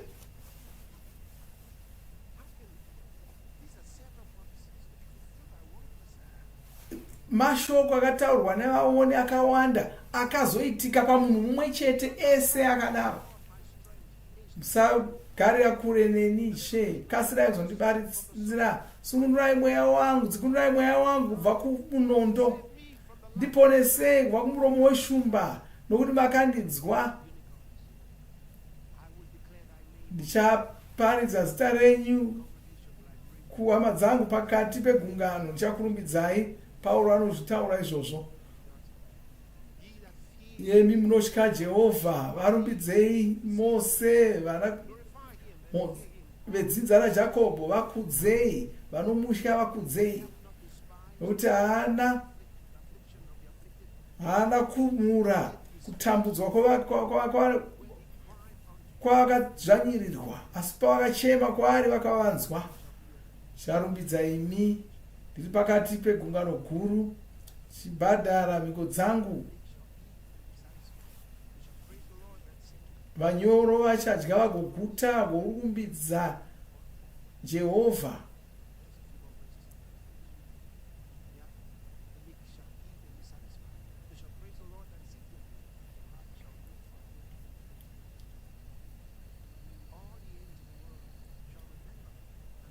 Nyika dzose, vanhu pasi rose vacharangarira izvozvo vagotendeukira kuna Jehovha. Nokuti Ishe ndo vanotonga, ndivo vanotonga nyika dzose. Iyi yatataura iyi vachazviona zvichiitika. Ndichakuudzai nezvayo mangwana. Zviri kuzoitika nguva shoma shoma iri kutevera. Vese vakakora panyika vachadya vachiudza Mwari. Hapana uchagona kuzviraramisa ega. Modzi ichamushumira, goverengwa serudzi vachauya vagotaura kuparidza kururama kwake, vachitaura kuvanhu vachazozvarwa. Ava vari kutaurwa ava vatsvene vachauya.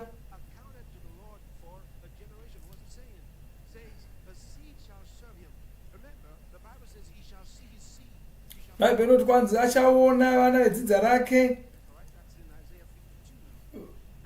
vagowedzera mazuva ake.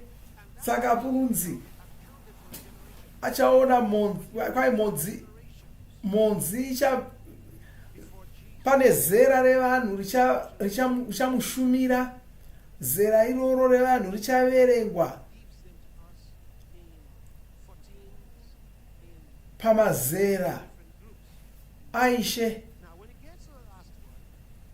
Ndozvatinoona panoverengwa mazera akauya kusvikira pana Jesu.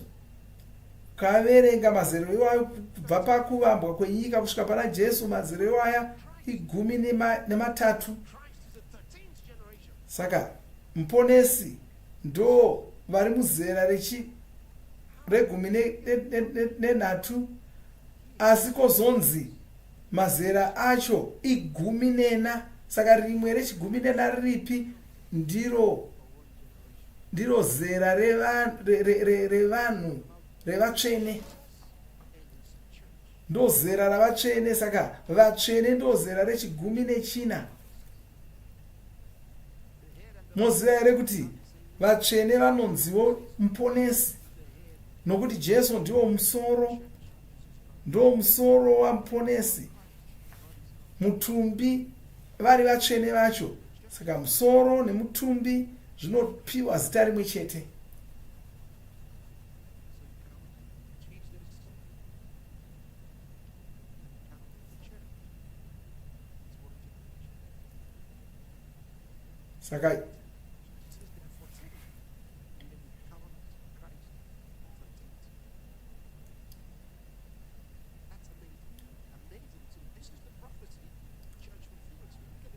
Saka aya mashoko ari kuonekwa pavatsvene, ndo shoko rakataurwa nevavoni riri kuonekwa pavatsvene.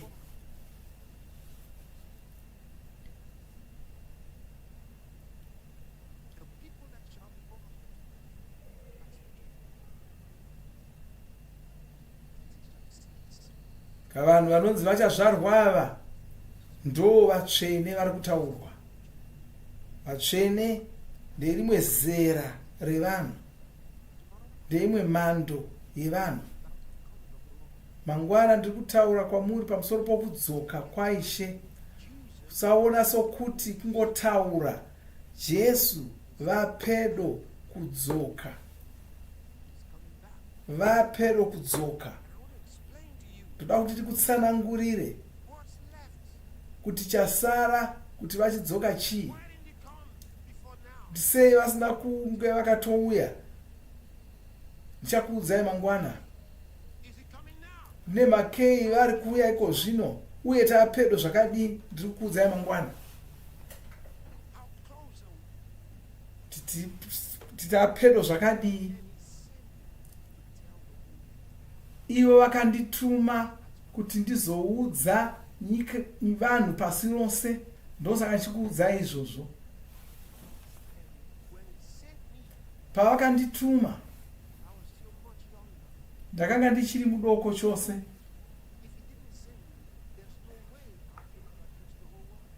Neno vasina kundituma ivo, handaizogona kunge ndichitaura kuvanhu pasi rose iko zvino. Vakandituma kuti ndizoudza vanhu kuti vakuuya. So kungondituma kwavakaita kuti ndizoporesa vanhu pasi rose. Neno vasina kundituma handaizogona kunge ndichitaura kuvanhu pasi rose sezvandiri kuita iko zvino. Vakandiudziraira kuti ndibatsire vanhu vagadzirire kudzoka kwavo. Pavakandiudza pacho ndakandisa ndatomboziva pamusoro pefuma yaJesu yandainzi nditaridze vanhu fuma yaJesu.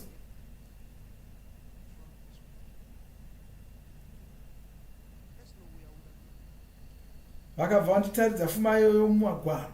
Hapana pandaigona kuzoiziva. Ndiri kutaura zvinhu izvi vamuri kuti munzwisise kuti nhasi muri kumunguva yatiri kuona zvinhu zvakataurwa nevaoni zvichiitika. Zvamuri kuona iko zvino mashoko avaoni avakataura kare kare ari kuitika takatarisa. Mashoko akataurwa navaoni kare kare ari kuitika makatarisa.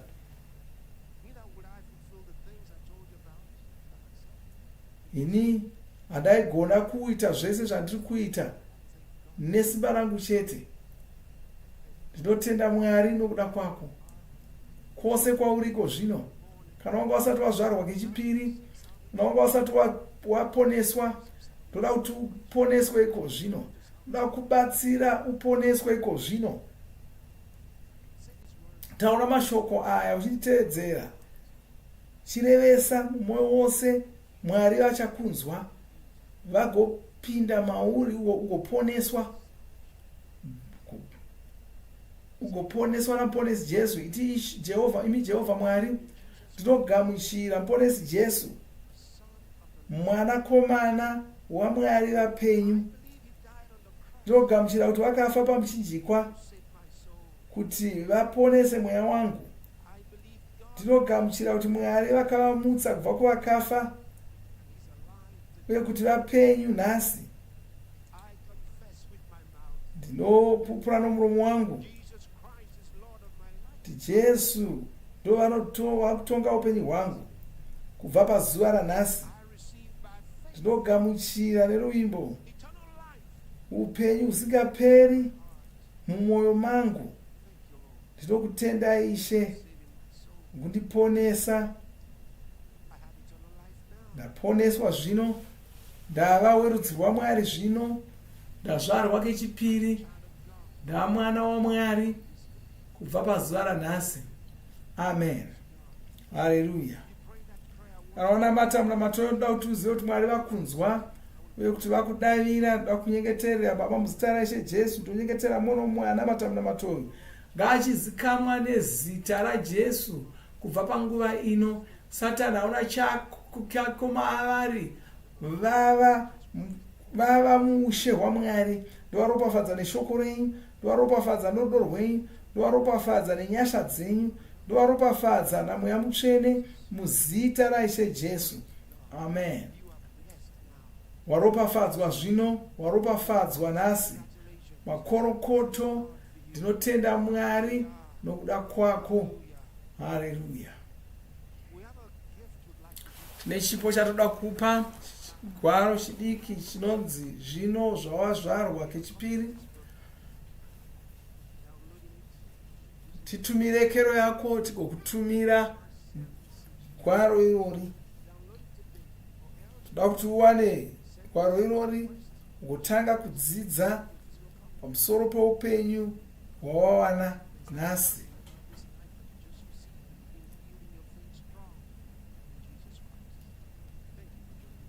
Ndokutendai nokubatana nesu nhasi. Mwari vakuropafadzei. Haleluya, haleluya, haleluya.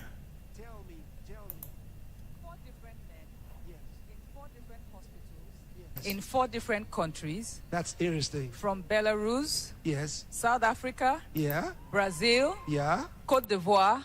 All of them were in coma for different reasons. These in 4 different countries. Yes. All in hospitals. Yes, Pastor. And they were in coma. All of them in coma. And while you were ministering, all 4 of them came back to life. Isn't that wonderful? Hallelujah. That's amazing. Talking to those around them, the one that couldn't urinate started urinating, the one that couldn't talk started talking, all of them are back. That's wonderful. Vangava All back to vadandavu life. vamuka vese nhasi. Wonderful. I have a testimony from one Mr. Roberts from the United States of America. Yeah. He was diagnosed with brain hemorrhage and could not move his body. He was hemorrhaging in the brain. And could not move his body. Couldn't move his body. while you were praying for the sick, suddenly he could move his body, his hands and legs, and he says he is totally healed. Praise God. Wonderful. Wonderful. This is Larissa from Russia. Yes. And has been suffering from dementia for a long time. It says a healing center was set up and she was present there. So as the man of God, Pastor Chris, was ministering, power of God came upon her and she said, I grabbed my healing. And now she's completely healed and she can speak clearly and remember things freely. Oh, wonderful. Praise God. Pastor. Yes, please. 2 years ago, Sheila from Toronto, Canada, she's 49 years old. Yes. She suffered a series of sicknesses and she went to the hospital and they had tests. And we did tests on her and they diagnosed Bell's palsy. And she suffered from frequent headaches, spasms, several toothaches, tightness on the left side of her face, eye infections, changes in the symmetrical structure of her left side of the face. Pastor, as you minister tonight, everything was made normal. She's healed of all of these ailments. Praise God. Wonderful. Tell me. Pastor, we've got a testimony here from United Arab Emirates, Ganesh. Yes. Ganesh is 62 years old and he suffered a disease of the heart, lung, and kidney and felt severe weakness in his body. He says, as the man of God prayed for the sick, he felt the power of God and I'm healed. He said, I can now climb stairs without feeling weak. That's wonderful. Hallelujah. Pastor, this is from the Philippines. From the Philippines. A 72-year-old man yes, who was diagnosed of cancer of the lungs with severe body pains of the lungs. with severe body pains. Yeah. While you were ministering, he received his healing and now he is perfectly normal. Praise God. From the Pastor, Philippines. this is Juliet, Hallelujah. 68 years old, had different sicknesses, neuroendocrine cancer, degenerative disc disease, osteoarthritis, hypertension, and for 20 years, sir, she could barely move and would move so slowly with a stick. As she began to minister, she started getting excited. All of a sudden, she got healed, said, I can walk now freely without the support of a cane. I feel lighter in my body. Praise and God. Completely healed. Wonderful. Pastor Mukabat from Uzbekistan was healed of arthritis, arthrosis, varicose veins, and headaches. While you were praying, she noticed her body became free and she could do everything she couldn't do before. That's wonderful. Hallelujah. Uzbekistan. What's that lady on the screen? Looks like she was on the screen. Go ahead. Pastor, this is Samira from Tunisia. Yes. Healed of blood clots in the brain and diabetes. Pastor, he had an accident that led to this condition. He said he suffered from, it affected the legs, imbalance in the ear, increased heart palpitation, and diabetes. Pastor, as you said, we should place our hands where people were suffering. He said she wrapped her hands around himself, and then said, I felt the power of God come upon me and my body began to vibrate. Now I'm completely healed. Wonderful. Pastor, this is Luz Samuel from Morocco. From Morocco. Morocco was deaf in her left ear, could not hear, and it was embarrassing because she couldn't hear from that ear. As she began to minister, she said, the power of God came upon her. She felt heat in that ear. All of a sudden, it popped open. Now she can hear wonderful. clearly. Dorothy, Pastor McLean from United States. She had hearing loss, so she couldn't hear properly. And when you said, put your fingers in your ears, she did that. She said, now the TV is too loud. Hallelujah. Everything is too loud now for her. Wonderful. Pastor, amazing. Things are happening in United Emirates, Arab Emirates. This is from Suninta. She had depression. And as soon as you walked into the auditorium, she began to scream and shake and suddenly got free. And now she's perfectly normal. That's from United wonderful. Arab Emirates. Pastor, we got one. This is from Cuba. Cuba. Yeah, this is Castillo from Cuba. Castillo had a bicycle accident. He had loss of memory, fracture in the hand, cervical damage, and so many injuries in the body, and could barely move. And now, as you were praying, he even came with a cast on his hand. The power of God came upon him, and he said they should remove the cast from his hand. He could straighten his hand, stand up, and can walk completely healed. Praise God. Pastor from China. From Yes. China, Pastor. Kong Fang had a stroke and couldn't walk by herself. She was walking unsteadily. But she said as you were praying, the power of God came upon her. She received her healing and she's walking perfectly well right now. Wonderful. Pastor from Bahamas, James Adrian, for 12 years suffered from kidney failure, could not walk well and could not eat. Pastor, today, as a minister, the power of God came upon Adrian, and now he's completely healed. Pastor, this is Ruth from Canada. Ruth struggled with memory issues for 21 years. And in 2023, a throat infection that led to tinnitus, a hemorrhoid, a growth in the left foot.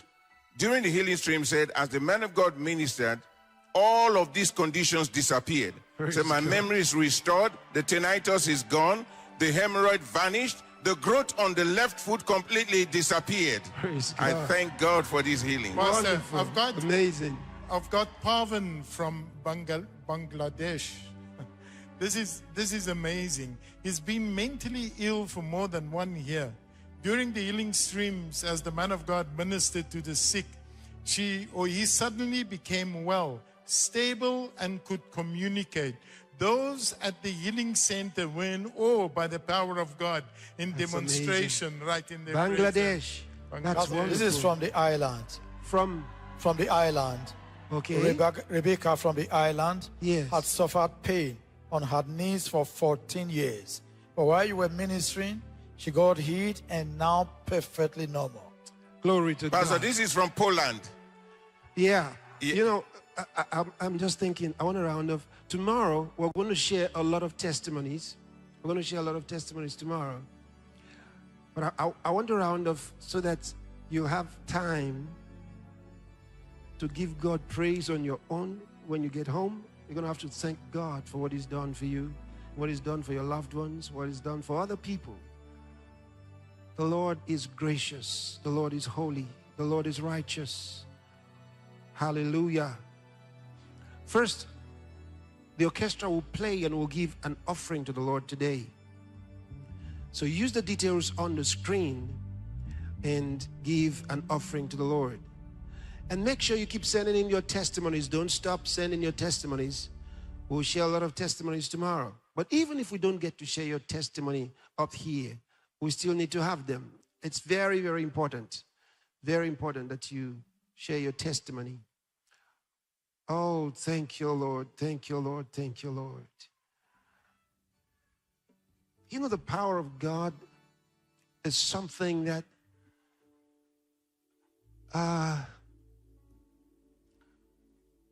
you can actually carry in you. Do you know that? You can carry it in you. Something is going to happen with you tomorrow. Something's going to happen. I'll tell you about it when we get started. You will be amazed. Things that will happen for the next, at least the next 1 week.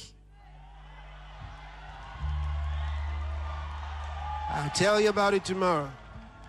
And if you want to keep it beyond then, I will also tell you how to keep it. Glory to God. All right. Now you go ahead and give an offering to the Lord as the orchestra plays.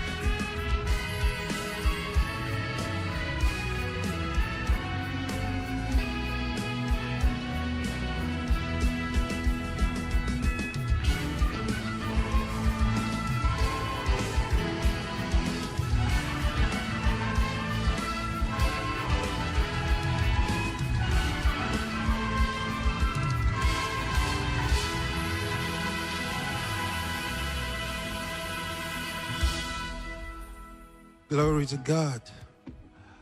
Can we pray over the offerings? Father, in the name of the Lord Jesus, we thank you for the opportunity to honor you with our offerings and seeds of faith. We've done it according to the word. We receive a multiplied harvest of blessings on our giving in the name of the Lord Jesus Christ. We invoke these offerings and seeds of faith with the power of God to cause them to multiply for the furtherance of the gospel around the world. In the name of the Lord Jesus, amen. Praise God. Pastor, please, can I just take this testimony?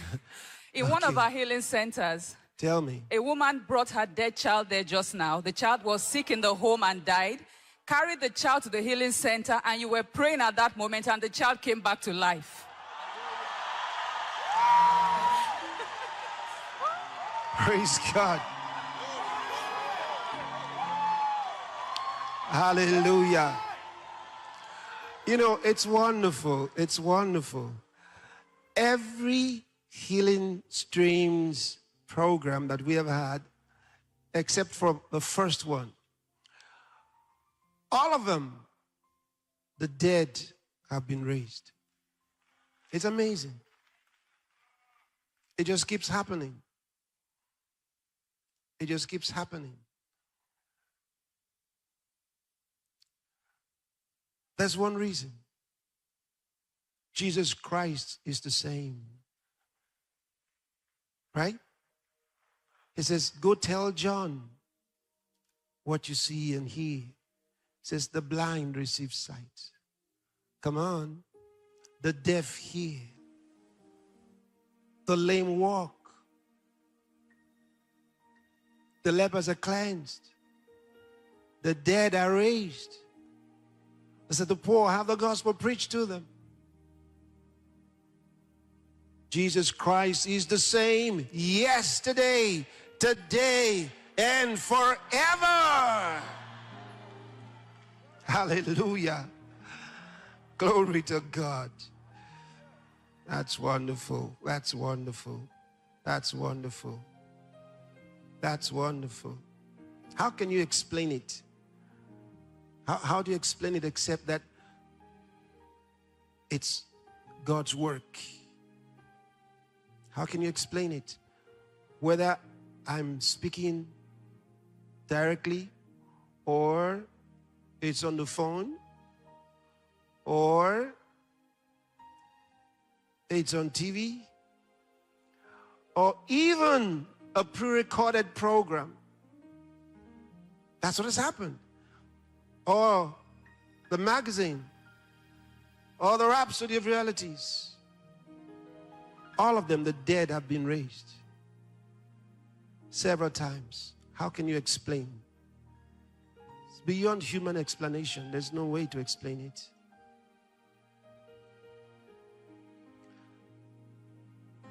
You can't explain it. So tomorrow is going to be wonderful. It's going to be wonderful. It's going to be wonderful. Tell somebody tomorrow is going to be wonderful. Yes, it's going to be wonderful. So make sure to tell someone, if there's anybody who so far has not been a part of it, tell them they can't miss tomorrow. I'm going to be praying for your family. I'm going to be praying for you and your country. I told you yesterday, we've got many ministers of the gospel who are here, and they're going to be joining me tomorrow night, and we're going to be praying for the nations of the world. Now, I'll introduce them to you. We're going to be praying for the nations. It's going to be very, very special. It's going to be very special. Thank you, Lord Jesus. Thank you, Lord. Thank you, Lord, for your grace. So right now, we're going to do our closing song, medley 11. You're going to sleep well today.